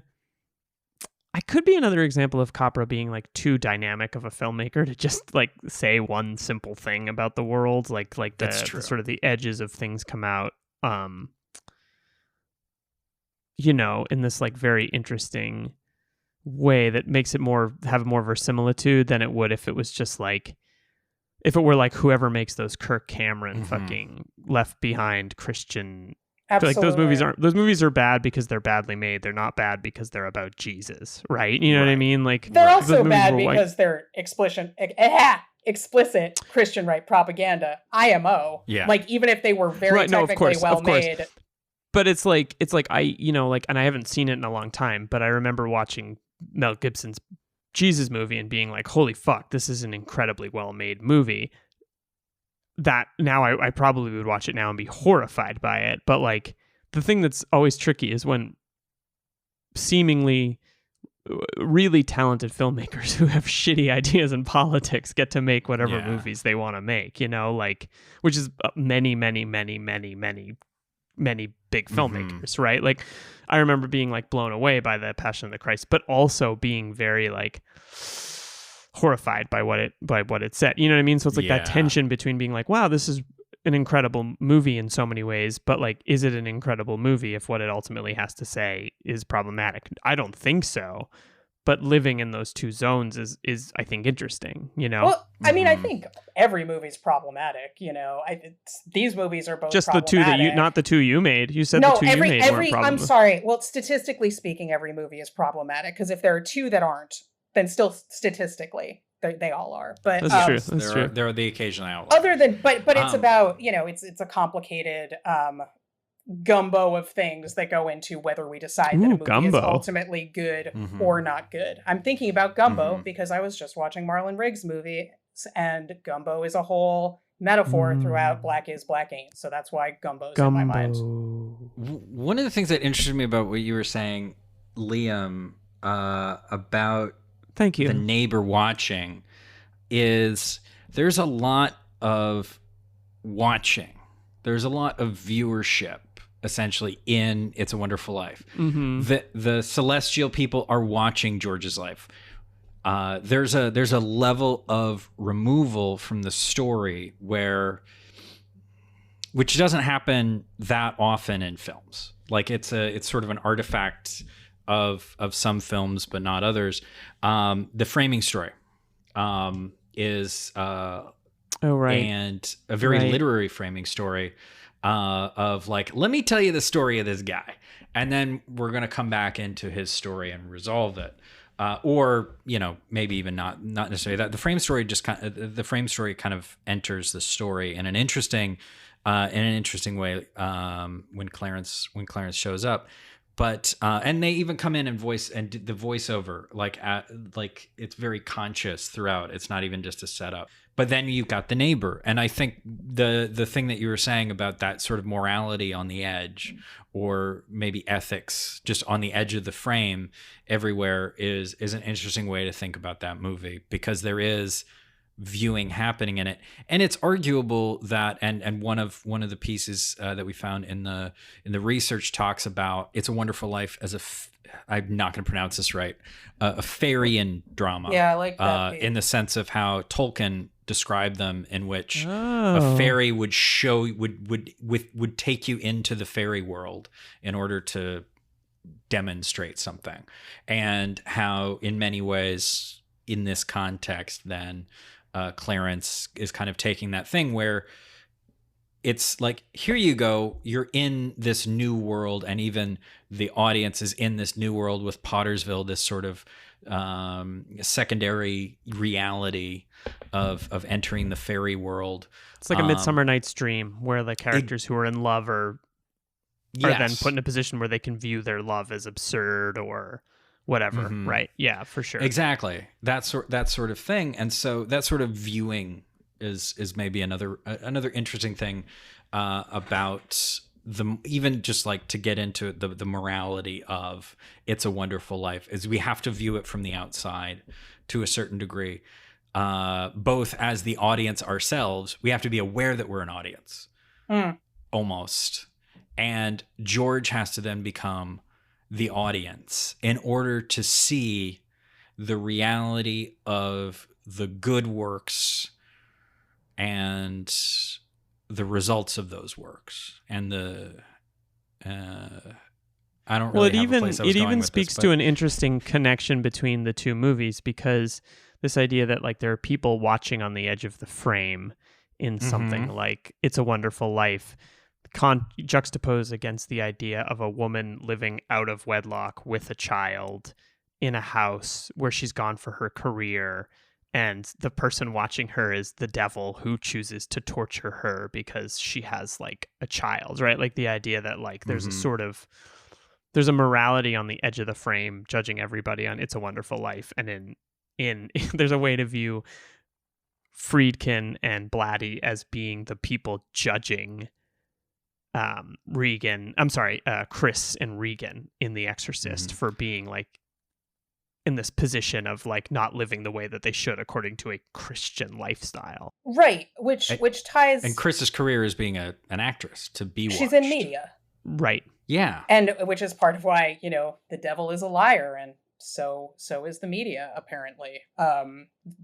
Themes that resonate very much today that The Exorcist is potentially playing with. But I wanted to bring us back for a second, talking about how Chris and Regan maybe are arguably not living up to the Christian ideal that perhaps the Bailey family is doing a little bit better at, other than, George Bailey's thinking about killing himself or whatever. But I wanted to talk about those children, because about Regan and how she ends up being the physically embodying the evil, right? Like the evil other that is let into the family because there's no man or stable home to protect them, ends up physically taking her over. And I think there's actually an interesting analogy that falls apart after a certain point, but I think it's interesting that in It's a Wonderful Life, there's also a young female child who falls ill and ends up embodying the male protagonist's conflict to a degree. I think it's more offensive to me in The Exorcist than it is in It's a Wonderful Life, but they're both falling into this trope where there's like a young female child who becomes vulnerable because patriarchy isn't doing its job, and then patriarchy needs to reassert itself in order to save her. That happens. I mean, it happens much more subtly and to less of a degree. Like in It's a Wonderful Life, she's not that sick and she says she's fine. But at the end of Act 2, when it's George, or 3, depending on how you want to break it up, whatever, if before the beginning of the second act, when George Bailey is at his lowest point, part of it is like Zuzu's sick. And it's Christmas and Zuzu's sick and he can't make it better. I find it more effective and less upsetting in It's a Wonderful Life, but it's not that different a function than in The Exorcist. It serves a similar function. It's just that in The Exorcist, that's the main thing happening. And I also, one of my problems with The Exorcist is I think Linda Blair is really good in it. Mm-hmm. I think that part is not written. I don't think William Blatty knows what 12-year-old girls are like at all. Mummy. Captain Howdy. Yeah, and I'm like, it's super creepy that she's talking about Captain Howdy because no 12-year-old would talk about having an imaginary friend like that. And I'm like, should I give the film credit? But I kind of think Blatty just didn't know that. I don't think Blatty was trying to be extra creepy by having a 12-year-old acting like somebody half or less her age. I think he just doesn't. I think he doesn't. Captain Howdy is supposed to be Pazuzu, right? I think yes. I believe so. Yeah, I think so, right? Yeah. I just was wondering. Yeah, that's how he like first manifests as like, or the suggestion is that he first manifests as. See, shit like that scares the fuck out of me.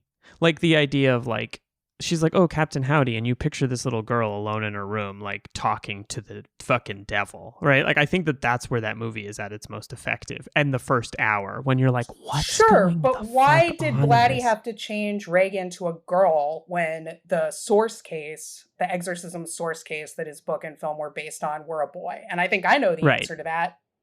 Mm-hmm. It works better if it's a girl.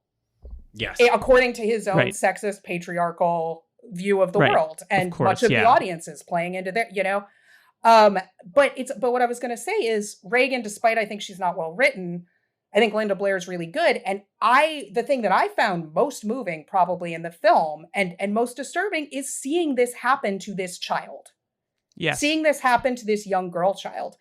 And what I wanted at the end of the film was to check back in with her. But the film has no interest in checking back in with Reagan because she's a plot device. She's not a character. Mm-hmm. We never check back in with her at the end. We see her crying on the floor. We get that she's been exorcised. She's obviously been incredibly traumatized. But like the film doesn't care about having a moment to like see how, she's readjusted. It's not that I want an epilogue or anything like that. But I realized, Blatty and Friedkin don't see her as a character at all. They see her as a plot device, and that's it. And that I think really troubles me, especially when Linda Blair had to go through all the shit she had to go through in that fucking movie. It really bothers me. I think it says something that both the female leads were seriously injured on that set, and the takes in which they were seriously injured were used in the film. They were injured in ways that were entirely unnecessary, that came from Friedkin just pushing it, because he had his fucking auteur vision or whatever, that he's like, no, I want to see these women in more pain. It needs to be, like, then it starts edging into snuff film territory for me. And I watch some extreme shit. I think there's a lot of place for that, and it can be really useful. Part of how I deal with that is that I have a strong line between fantasy and reality. And I see films as about fantasy. They're about movie magic. If you're shooting something real, where people are actually being harmed, you're crossing a line. It bothers me in the Texas Chainsaw Massacre. It bothers me even more here, because this was a high budget film where it wasn't people kind of fucking around and figuring it out. It was someone I think is probably a fucking sadist and a big misogynist who likes hurting women and girls. Well, he doesn't have a great reputation, for sure. Like he's, there's a story about how when they were shooting, in order to get the voice of Pazuzu, the actress who did the voice, whose name I don't remember, was sober. And she wanted to get huskiness. The story is that she wanted to get huskiness in her voice, and she decided to drink whiskey. And he encouraged her. He was like, yeah, do it. Like, go for it. And or the fact that the priest who finds Karis at the end wasn't getting where he wanted to get emotionally. So right before the take, Friedkin punched him in the face. I thought he just slapped him. I mean, it's not okay either way. It's not okay either way. But these stories, you hear them. There's a certain time in life when I think dudes who want to make movies hear those stories and they're like, that's so cool. That's so intense. And then when you grow up and you become like an adult, you're like, hopefully, you're like, oh, God. Dude, no, it's fucked up. Why would you risk someone's sobriety so you can get like a creepier voice? Because it's for the art. Fuck your art. Yeah, totally. I honestly have no fucking tolerance for it at all. And I honestly, in researching this, one of the most disturbing things I came across is like this anecdote that Friedkin tells in lots of interviews about when he first met Linda Blair. and how he like knew she was the right person for the part. Because he's like, oh, do you know what's in the film? And she's like, yeah, it's about this girl. She gets possessed and she does a bunch of bad stuff. And he's like, oh, what bad stuff does she do? And she's like, oh, she like pushes this guy out a window and like she masturbates with a crucifix and whatever else. And Friedkin's like, do you know what masturbation is? And she's like, yeah, it's like jerking off. And he's like, do you ever do it? Yeah. And she said, yeah, I didn't know that story. Yikes. And she said, he tells this proudly. Like, she says, and she's like, yeah, don't you? And he's like, so that's when I knew that like she had the sense of humor and like the maturity to be able to handle this. And I'm like, what the fuck were you doing asking a 12-year-old actress auditioning if she masturbates? Like, come here so I could punch you in the fucking face. What is wrong with you? But like, he sees that as just some more like edgy 70s living. And this is towards the purposes of this explicitly Christian film, because a lot of Christianity doesn't give a shit about women, you know, and in fact hates women. And I think this film is one of them. I think also, I realized even for myself, I think of the crucifixion masturbation scene. I also thought of it as the masturbation scene. And this time when I watched it, I was like, this isn't a masturbation. It's stabbing. It's a sexual assault scene. It's a really violent, like that's the scene why I'm like, I don't, as we established, it's not that my long game is to give out more X ratings. However, I'm like, yeah, this is kind of some bullshit that this isn't rated X. And it's like pretty hard to, it's like, so it's like so hard to watch. It's interesting that you say that because I was listening to this podcast about The Exorcist recently, and they were like, they made the same point. They were like, she's not masturbating. She's mutilating herself. Like it's a mutilation or a stab or like a, you know, it's like there's blood spurting. And I'm like, okay, William Friedkin, I don't know how you masturbate, but that's with a crucifix. I mean, masturbate with a crucifix all you want. I don't give a shit. But like, if you're stabbing yourself and there's blood spurting, you might want to like adjust your method. Because it's like when you see the slashes on her face, apparently they wanted to do it in such a way that it looked like it was a crucifix that she does it with. And that to me is actually a lot more interesting and suggestive than seeing her like mutilate herself. I think there are some really great earnest movies that deal with what it means to be a Christian or what it means to be Catholic or what it means to believe in Jesus. And I think that, like, you know, we talked about some of them earlier. I think Last Temptation of Christ is really good. I think Silence is a movie that both like explores belief, but also like challenges the idea of like being a missionary going to these like other countries. Like there's a tension in our relationship to the main character. And I think that like there's a little bit of that in the beginning of The Exorcist. And then the second hour, it abandons any sort of nuance for I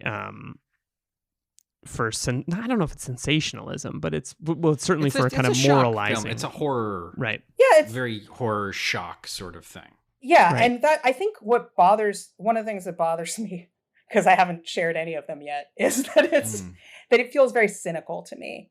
It's like, we're going to be Christian propaganda and we're going to be shock horror. We're going to get the shock horror people in and we're going to scare them straight. And we're going to get the Christians mad. So they're going to drum up business for us. But then like, they're not going to get that mad because actually this is the most fucking pro-Christian film in the world.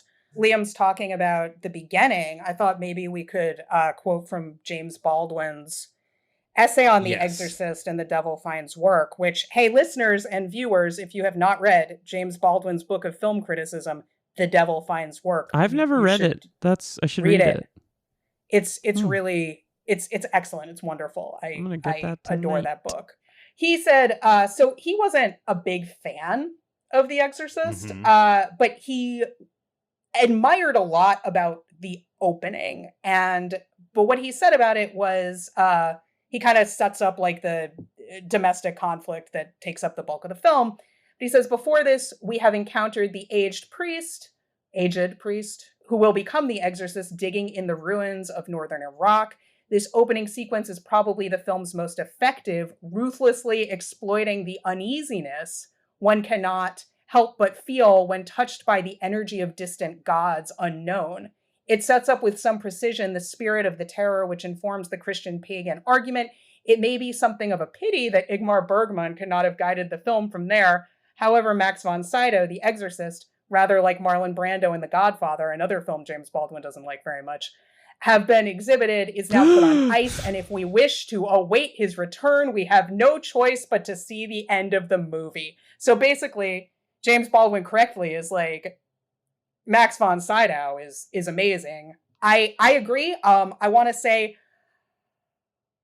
I have a lot of problems with the opening of this movie. I agree with everything James Baldwin's saying about it being effective filmmaking, as well as his implicit critique about how part of what makes it effective is racism and xenophobia and the fear othering of the unknown. Yeah. And also Max von Sydow, who he talks about a lot in the essay. And he's basically like, too bad Max von Sydow isn't in more of this, because he sure makes this seem like it's a lot more than it is. And I'm like, man, they dropped Max von Sydow in at the beginning because he has such gravitas that despite the fact that, like, it's not like his character's really written, he brings so much to every moment he's on screen. Because he's also in arguably Sydow. Some of the most important movies made about faith ever. You know, Seventh Seal, Virgin Spring. Like, he's just... He's an atheist, rest in peace. There's so few sort of like, I think the opening of this movie is my favorite part of it. And I think that part of the reason that I liked it is I like how patient it is. And I like how it like lets you sit in, kind of borrowing Baldwin's thinking. It lets you sit in a lot of unease. The most effective part of this movie is not there is a devil. It's, is there a devil? Like, it's the space to think about like what that might be and what that might mean. And I find the opening really, really strong because it also plays with like manifestations of strange things occurring and the music, and it is a bit of a Bergman movie for the first 11 minutes. You know what I mean? It's just, but then it answers really that question. It cuts out all the questioning. It says there is a devil, and that's what's going on here. And it's interesting because I saw Friedkin say a lot in a lot of interviews about how like, oh, I don't like to answer questions. I like to ask them. My films are all about ambiguity and the mystery of faith. And I'm like, there's not much mystery in The Exorcist. You kind of answer all the questions you set up. It would have been a better movie if you hadn't. I do question sometimes, and this came up, and we were having a back and forth before we started recording, Nicole, about when people describe this movie as being about The Exorcist, as being about what's the phrase again? The mystery of faith. The mystery of faith, or meditation on faith. That's the thing that I'm like, no, it's not. Yeah, that's a way of trying to sound smart without actually saying anything. It's not. The most interesting thing it has to say about faith is first that at the beginning of the film, Father Karras neither has faith, nor is he particularly convinced by science. Like, he's conflicted in an interesting way, and I think I find him very compelling in the beginning of the movie because oftentimes that dynamic is they're either for science or they're for religion, and here we have a man who has a little bit of both to him. He was a priest who was trained as a psychologist, and neither is serving him. But his whole arc is about embracing religion, and they set up the scientists as heavies. Like, there's nothing going for science in this film, and it's about being like, you strayed from the path. It's a very traditional narrative in that way. I agree. I agree with you that science is ultimately like, this is silly. This is not the answer. But I wonder about the faith side of it, because the faith is ultimately, at the end of the film, not enough. Marin has faith. Karras has faith. Mm-hmm. What ultimately has to happen is Karras doesn't just have to have faith. Karras has to sacrifice himself. Karras has to take faith to the Very next Christian. step of taking action. It has to be, which is even more so, even like the Christian thing, which is why I bristle against the meditation on faith, because I don't think it's necessarily talking about faith other than like, yeah, you have to have faith for this, but it doesn't like go like, well, what does that mean? It doesn't really spend any time questioning it. No, it's a movie about evil, but it's actually not super about faith. And I think Baldwin had some good stuff to say about evil, if I can quote again, actually. The Exorcist has absolutely nothing going for it except Satan, who is certainly the star. I can say only that Satan was never like that when he crossed my path. And for anyone who's not aware, James Baldwin was a youth minister. Like, he was a preacher when he was a kid. He was very in the church and dealing with that. He talks a lot about that in this essay, and about how you can and should read the essay, but I can only say that Satan was never like that when he crossed my path. For one thing, the evil one never so rudely underestimated me. His concerns were more various and his methods more subtle. The Exorcist is not in the least concerned with damnation, an abysm beyond the confines of imagination, but with property, with safety, tax shelters, stocks and bonds, rising and falling markets, the continued invulnerability of a certain class of people, and the continued sanctification of a certain history. For I have seen the devil by day and by night, and have seen him in you and in me, in the eyes of the cop and the sheriff and the deputy, the landlord, the housewife, the football player, in the eyes of some junkies, in the eyes of some preachers, in the eyes of some governors, presidents, wardens, and in the eyes of some orphans, and in the eyes of my father, and in the mirror. It is that moment when no other human being is real for you, nor are you real for yourself. The devil has no need of any dogma, though he can use them all, nor does he need any historical justification, history being so largely his invention. He does not levitate beds or fool around with little girls. We do. Mm-hmm. This makes me think a little bit about like intent when it comes to making a movie that is, as Sean put, like a meditation on faith. And to come back to like to three sort of very obvious mainstream examples, you have this film, you have Mel Gibson's Passion film, and you have Scorsese's religious dramas, let's call them, or his dramas of faith. And I think that like what makes to me, the Scorsese films really, really so much stronger than the Gibson film and to some extent this film, at least the second half of this film, is that Scorsese takes the time to question like whether he has faith or if faith is enough.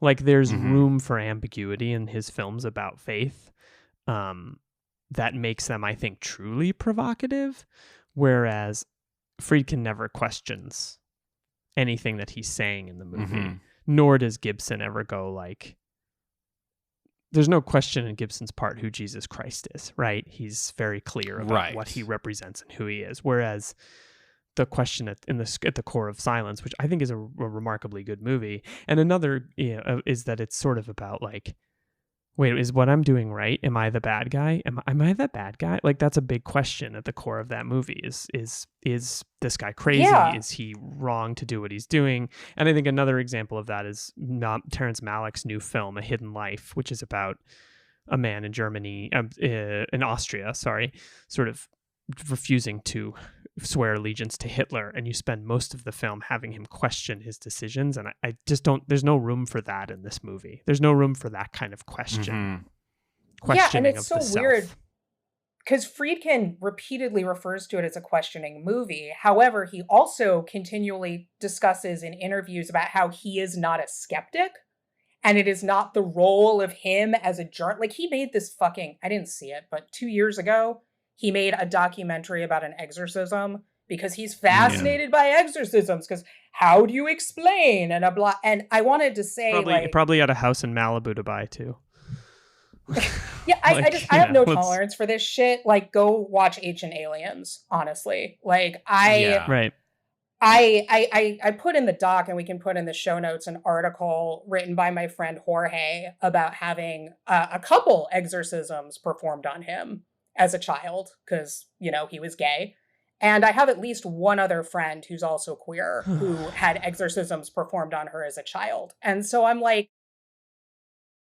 this isn't really so mysterious to me, or fascinating, or unknowable. You're pretending like it's unknowable because that's working for you for one way or the other. And I think it's actually extremely dangerous. It's not like this isn't something people do. It's also like... Absolutely. And go ahead. Sorry. Oh, I was just gonna say, we mentioned the Shudder series, Cursed Films, and one of the things that they did was they introduced when they talked about this film, they introduced an exorcist. And one of the things I really like about that series is they bring in these people who kind of buy into the whole cursed film thing, buy into whatever it is behind the particular films that they're talking about, but they're also, it's not like Ancient Aliens where they're like, you just say your thing and we're not going to take you seriously. It's not our job to be skeptical. We're journalists. But they don't do that. They very clearly are like, okay, so this guy, this is what he does. They let him do his whole pitch. They show some footage of him doing an exorcism, 2 of them, exorcisms. And then they ask him is he a priest? And he's like, no. Okay, well, what do you do? Well, I do this. What did you used to do? I believe he was a furniture salesman. And I think this is one of the interesting impacts of The Exorcist and similar films, is that the church, in terms of the Catholic Church, I can't really speak to other ones, the church does not really involve itself very much in exorcism. At least not officially. Not officially. Because liability. Liability, but also bad press. Bad press. There's all sorts of stuff. The church is trying to ride, the Catholic Church does try to ride a line of, I mean, we're conservative, but also we're a little cool. We're a little cool. We're can't hip. lose everything. We got good cool Pope Pope now. We got a cool Pope. The cool Pope thing, which I was like, but it's interesting because like the source, the impact of movies like this is then people going like, oh well, there's evil out there, and I got faith, so I can exercise it, or they're grifters, and I'm a little bit more prone to say they're all grifters. There's them. There's this guy. There's the people behind. People who are delusional and grifters. But there's also the people who were, of course, I can't remember the name. The couple, they're associated with the Amityville Horror. Yep, the people, the Conjuring films, the Conjuring movies, which are more Christian horror films that piss me off. Which I have a really hard time watching because I hate those people, and I was kind of happy when she died.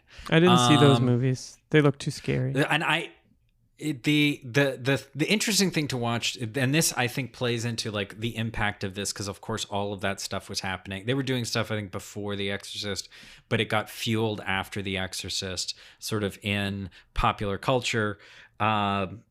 Was that there's a movie called My Amityville Horror about the son, and he does not come to it he comes to it from a perspective of all of this stuff really happened, and he's very angry at at anybody who questions it at all. He's deeply religious. His relationship with Elaine, I think is what her name is, from that couple who was still alive at the time, is to me suspect. But also when you read between the lines of all of his stories, you can see that one of the damaging things about these kinds of about the way that these narratives are played. I don't want to say the damaging things about these narratives because I think that's not the right way to look at it. But the way that these narratives are used is they give space for when this guy tells the stories. When you read between the lines, he was being beaten the shit out of by his stepdad, like brutally abused by his stepdad. But he insists it was ghosts and demons, and we have these people who are supporting it. And you can see, I'm not going to bring up the name of the place, but we all worked for a specific company at one point and worked with a lot of damaged people, one-on-one. It was like watching one of them who could never come to terms with what was torturing him, because no one around him would let him actually confront the reality. Yeah. So he has this permanent open wound. And I think that the way that films like The Exorcist get used is to further these narratives for these sort of larger conservative Christian goals, but they have real consequences for people. As you're saying, Jorge, and your other friend that you mentioned getting exercised because they're not straight, because they're and then we have these circumstances of this guy from the Amityville Horror Story.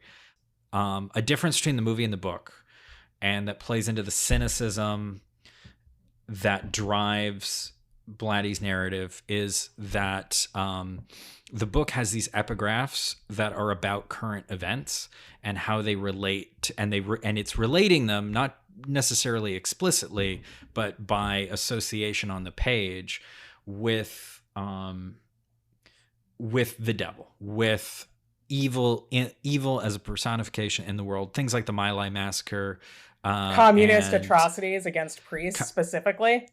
Yes. The Exorcist is an explicitly anti-communist book. It doesn't come up, but I think those sentiments are bubbling under the surface of the film as well. And he wrote the movie too, and it's all definitely in there as a thrust. I think it's interesting because they're more effective. You know, you brought up earlier, Liam, you brought up the Left Behind series.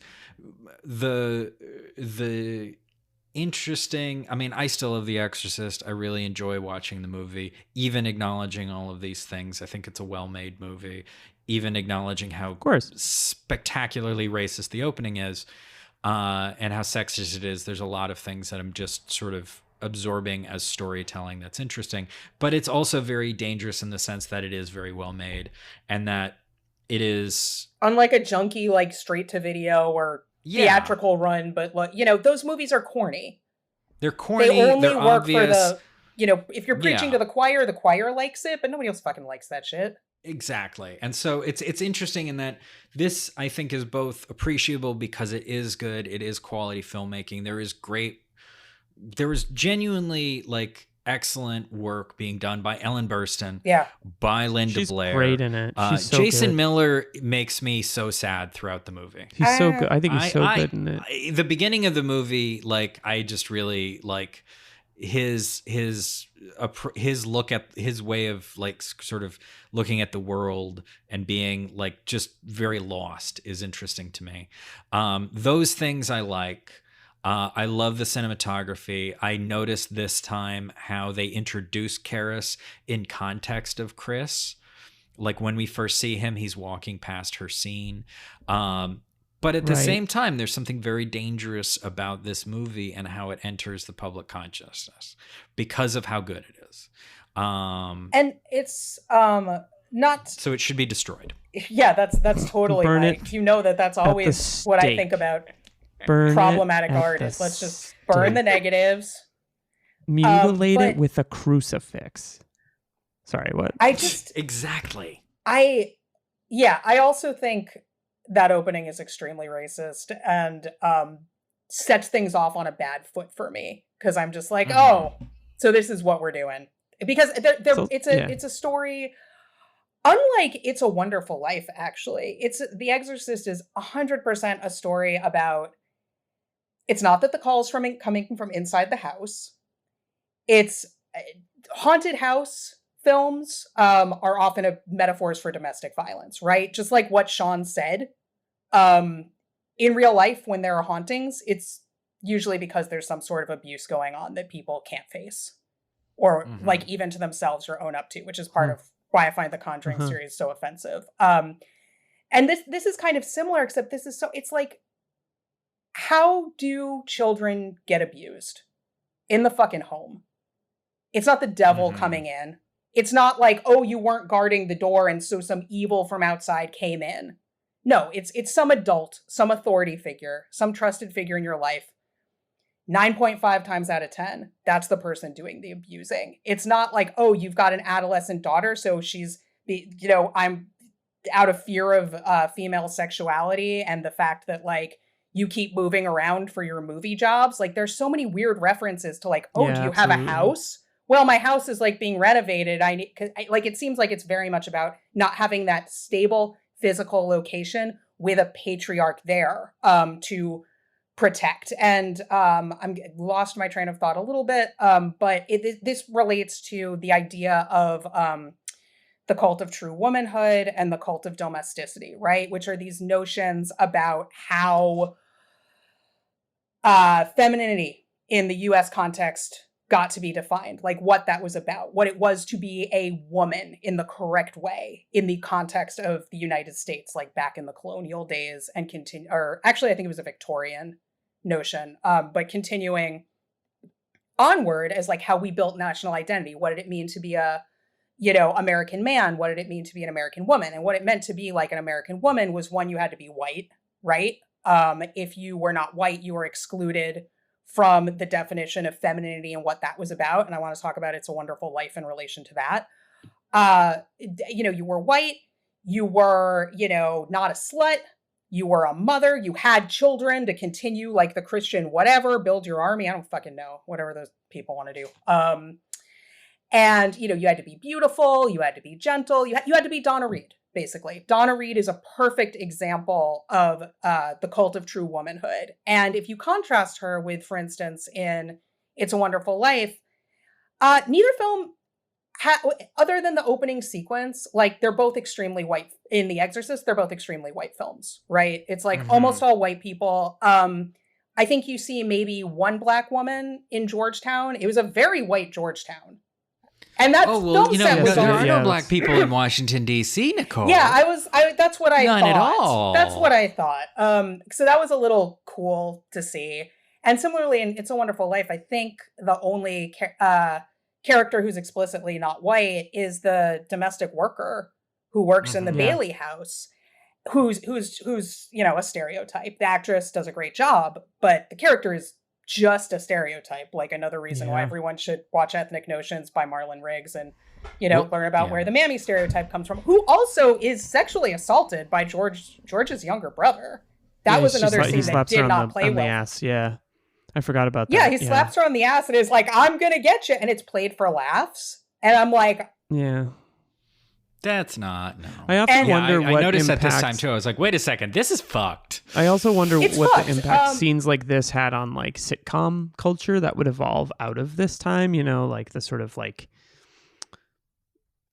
family with two sons and some kind of, like, domestic worker who's, like, kind of supposed to be, like, listening in on the conversations and kind of like the butt of the joke, and like there's it's the American class dream. issues with that. Yeah, totally. Yeah. It feels very like if we're gonna be a fucking white supremacist country, if we're gonna be in a white supremacist country, but we're gonna have integration, what's the role for black people? Keep them out of the frame, except for when they're providing a direct service for the white characters we actually care about. Right. There's even an interesting, I noticed it this time. I don't think I ever noticed it before. When she throws her money in the pot at the end, she says she's been saving this money for her divorce if she ever got married. You know what that is? If you watch Color Adjustment by Marlon Riggs, he talks about the sitcom Beulah, where she was like a wisecracking domestic worker. And I think every episode started with her making some joke like that. There was always some joke about how like she didn't have a man, basically, but wanted one. Like this is just it like that portrayal in It's a Wonderful Life is just such a fucking cookie cutter racist misogynist, you know, example of misogynoir. Basically, it's just that it's just like one of the most classic stereotypes. Not even, but at least It's a Wonderful Life thinks the call is coming from inside the house. Like Mr. Potter, as we discussed, isn't really the heavy. It's about George's conflict with himself, whereas it's the conflict within the patriarch. Whereas in The Exorcist, the conflict is that there isn't a patriarch. So Karis has to come in and be like the substitute patriarch, basically, to defend the homeland. So on that note, do we need more capitalism on our show, Sean? Yeah. We interrupt this episode of the Celluloid Mirror, a podcast discussion about It's a Wonderful Life and The Exorcist, with me, Liam Billingham, to bring you news of my podcast, Overbusters, with my co-host, George Fragopoulos. Hi, George. What's going on, Liam? What a combination. It's a Wonderful Life and The Exorcist. It's the Christmas episode. Listen, we're not here to talk about that silly podcast that I'm on right now. We're here to talk about our podcast. George, what's our podcast? What is our podcast, Liam? I believe it's called Overbusters. Deep Dives by Dialectical Dudes. Deep Dives by Dialectical Dudes. This is already taking too long. Said that. What is... I know. I'm sorry. What do we do on our podcast, George? Well, Liam, unlike other movie podcasts that do only superficial readings of films, we take a deep Those dive losers. into an entire body of work, typically either like a director or an actor or an action franchise like Batman. Previous seasons, George, I'm talking now. George. Oh, sorry. Previous seasons include John Cassavetes, Philip Seymour Hoffman, the aforementioned Batman. Or Batman. And currently, George, what's our current season about? Our current season is on the collaboration between Akira Kurosawa and Toshiro Mifune, who made something like 120 films together, and they're almost all entirely bangers. They're all bangers, except for that one that's not a banger. Except for that one. Sucks. But we won't tell you which one. You have to listen to the podcast to find out and hear more of this delicious free banter. George, where can people find our podcast? Well, they can find us at overbusters.com. They can also download episodes, of course, on Stitcher, iTunes, and I believe Google. It's on all the platforms. It's on Spotify. And hey, you know what? Give us a review. Just give us a review. Just a good review, right? I know you haven't listened to the show yet, but could you do that? Could you do that? Anything less than 5 stars. It's bullshit. Bullshit. Can we say bullshit on this fucking podcast? I think we could. I think we can. Sean, beep that up if you have to. All right, this is George and Liam, Overbusters. We don't know you yet, but we love you. We do. Bye. We love you. Bye. And we're back. Wow. Oh, sorry. That guys, was I'm a good. journey. That was amazing. Sure you are. I'm Liam. available You're for fine. ads anytime you need me. So we could talk a lot more about these films. I could go on a whole tear about Blatty's history with the CIA, but maybe that'll have to be a Patreon post or something. Yeah, maybe let's do something else about that. Because that's a lot. But so this was so great. Thank you all for I had a talking with great me time. about for Christmas. Thank you. Yeah. Merry Christmas, everybody, in the spirit of Christmas. You know, Please don't and see your save family yourself on from the devil. Christmas. Everybody, stay home. Don't go anywhere for Christmas. Thank you. Please. Definitely stay Thank the you. fuck home. PSA, stay the Don't fuck be home. responsible Yeah. for someone dying. That could be your damnation right there. If you believe in that, like why? That's murder. Murder is a what? Sin? Is it cardinal sin? Is that what I'm looking for? Venial? That's one of the sins. Sean, what are we supposed to talk about for the rest of the show? What are We're gonna you know what, we talked about a few different things about both It's a Wonderful Life and The Exorcist.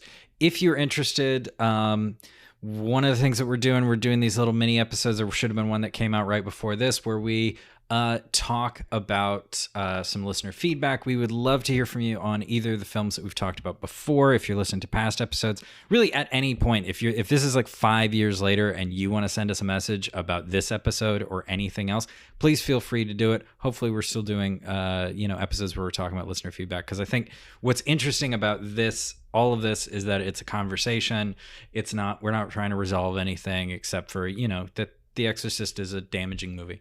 I don't know about you. I'm trying to cancel everything because everything. As I was told a week ago, I am cancel culture. So You are cancel culture. You are the cancel. So for the audience, are either of these films scary to you? And if so, how? What do you take away from each film about faith and religion?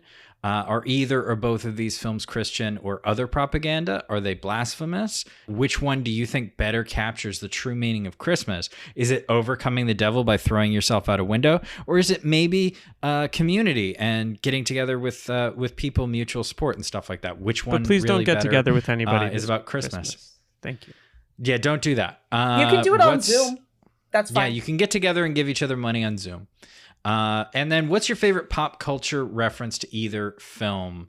Nicole, you have a specific one for It's a Wonderful Life. Yeah, my favorite is the Beverly Hills 90210 episode. It's a totally happening life. I watch it every Christmas, and I kind of want to do a bonus episode where we compare that and some sort of take on The Exorcist. So SNL did an Exorcist like another skit from the 70s. Well, we'd have to do the SNL skits against each other. It's a Wonderful Life. That would be one. interesting. We could have that. It could be like a double feature because an SNL skit's very short. It's true. Tell us your favorite pop culture references though, and maybe we'll do a bonus episode about it. Maybe. Yeah. And so you can get in touch with us on Twitter, Instagram, or Facebook. We're 4 Mile Circus. You can email us info@4milecircus.com. Please feel free to message us. You can leave a voice message on anchor.fm/the celluloid mirror if you want, so you can get your own voice in there and not have to rely on us quoting you or misquoting you. We're very interested in hearing back from people and what they have to say about all of this. Where can we find Liam though? Liam, where can we find you? Well, right now I'm in Burbank, California, but so we can all come to your house. All right, everybody go to Liam's house. That's the one place you're allowed to go for Christmas. Good God, Nicole.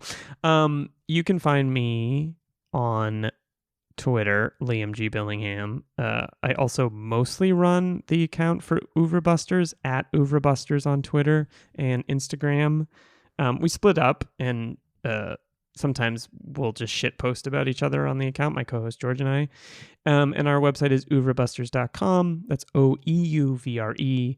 And my website is liambillingham.com, which just has some of my work from the past. And by the time this comes out, we will be, let's say, 3/4 of the way through our season on Akira Kurosawa and Toshiro Mifune. We're releasing an episode on Throne of Blood with Isaac Butler, who's a writer, a podcaster for Slate, in the next few weeks.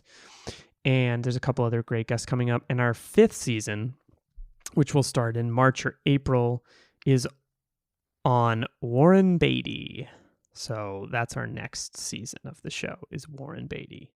And if listeners want to listen to season 3 of Liam's fine podcast, Overbusters, there might be episodes featuring Sean and myself talking about Batman movies. Yeah, Sean's on Superman movie. I'm sorry, Sean, that was very offensive. Which we need to do a follow-up. We might do a Patreon follow-up on Superman, because we'd like to talk about Superman 2. And I'm actually reading a book Which right version? now. That's what we got to figure out. But I'm reading this book of letters between Steven Soderbergh and Richard Lester right now. So I've been thinking a little bit more about Superman 2. Rereading. It's a good book. Forget what it's called. Cool. Well, people can listen to the Overbusters. They can find out more about young Mr. Liam. And again, you can find us 4milescircus.com. You can find this podcast at anchor.fm/thecelluloid mirror. Rate, review, tell a friend. On all your podcast platforms of choice. We'd love to hear what you have to say about it. It also helps us get other people listening to the show, which, is our ultimate goal. We want everybody to know our opinions about all these films and all this research about all these films. So that's all Sean cares about is the clicks. It's the clicks. You just want the downloads. I get it. I don't care if they download it. I just want them to listen to it. That's true. I just need their attention. I just need attention. Get it on Pirates Bay. Whatever. Yeah. I put it on a cassette you get tape. It, just listen. You know what? That would actually be a really fun thing to do. I could do that, I think. Anyway, we'll talk about that later. Anyway, we could talk about that another time. My friends Kevin and Dan put their first episode on a cassette tape because they didn't want anybody to listen to it, because they recorded 4 first episodes wasted, and that tape, someone bid $150 on their Patreon to get the tape. Like, gave them $150. That's amazing. Well, that gives me an idea. There you go. I'll record 4 episodes of myself wasted. Yeah. Haven't you recorded all of these wasted? If only. That's for our guests. So that's all we have for tonight. Thank you all for joining us, and we will see you next time when we are anticipating speaking with Janet and Karen of Guilt-Free Features with a sequel to an episode that we appeared on their podcast. We appeared on their podcast on Cage Fest, where we talked about... Yeah, you guys said some really fucking stupid shit about Face Off. Sorry, I just love Face Off so much. We're Face Off, which is Face Off, and Con Air, which is yay. We're going to be doing Cage Fest 2, where we're going to be talking about National Treasure. And the Nicolas Cage remake of The Wicker Man. So that's all we have for you tonight, and for us tonight. Thank you all for joining us. Thank you, Mr. Billingham, for joining us. My pleasure. And my pleasure. You can all have a great whatever, and we'll see you here next time for our next episode. Holidays. Happy holidays for all when the holidays. This drops, Hanukkah will be over, but we hope you had a good one. We hope you had a good one. Merry Christmas, Happy Kwanzaa, Happy Winter Solstice. Happy New Year. Sean Nicole. Merry Christmas.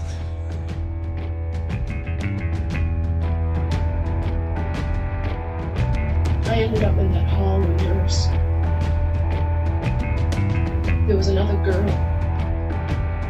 She looked like me. Exactly like me. Can you come with me, Reginald? A little bit. happens when the story dies. The evil is set free. I have to return some videotapes.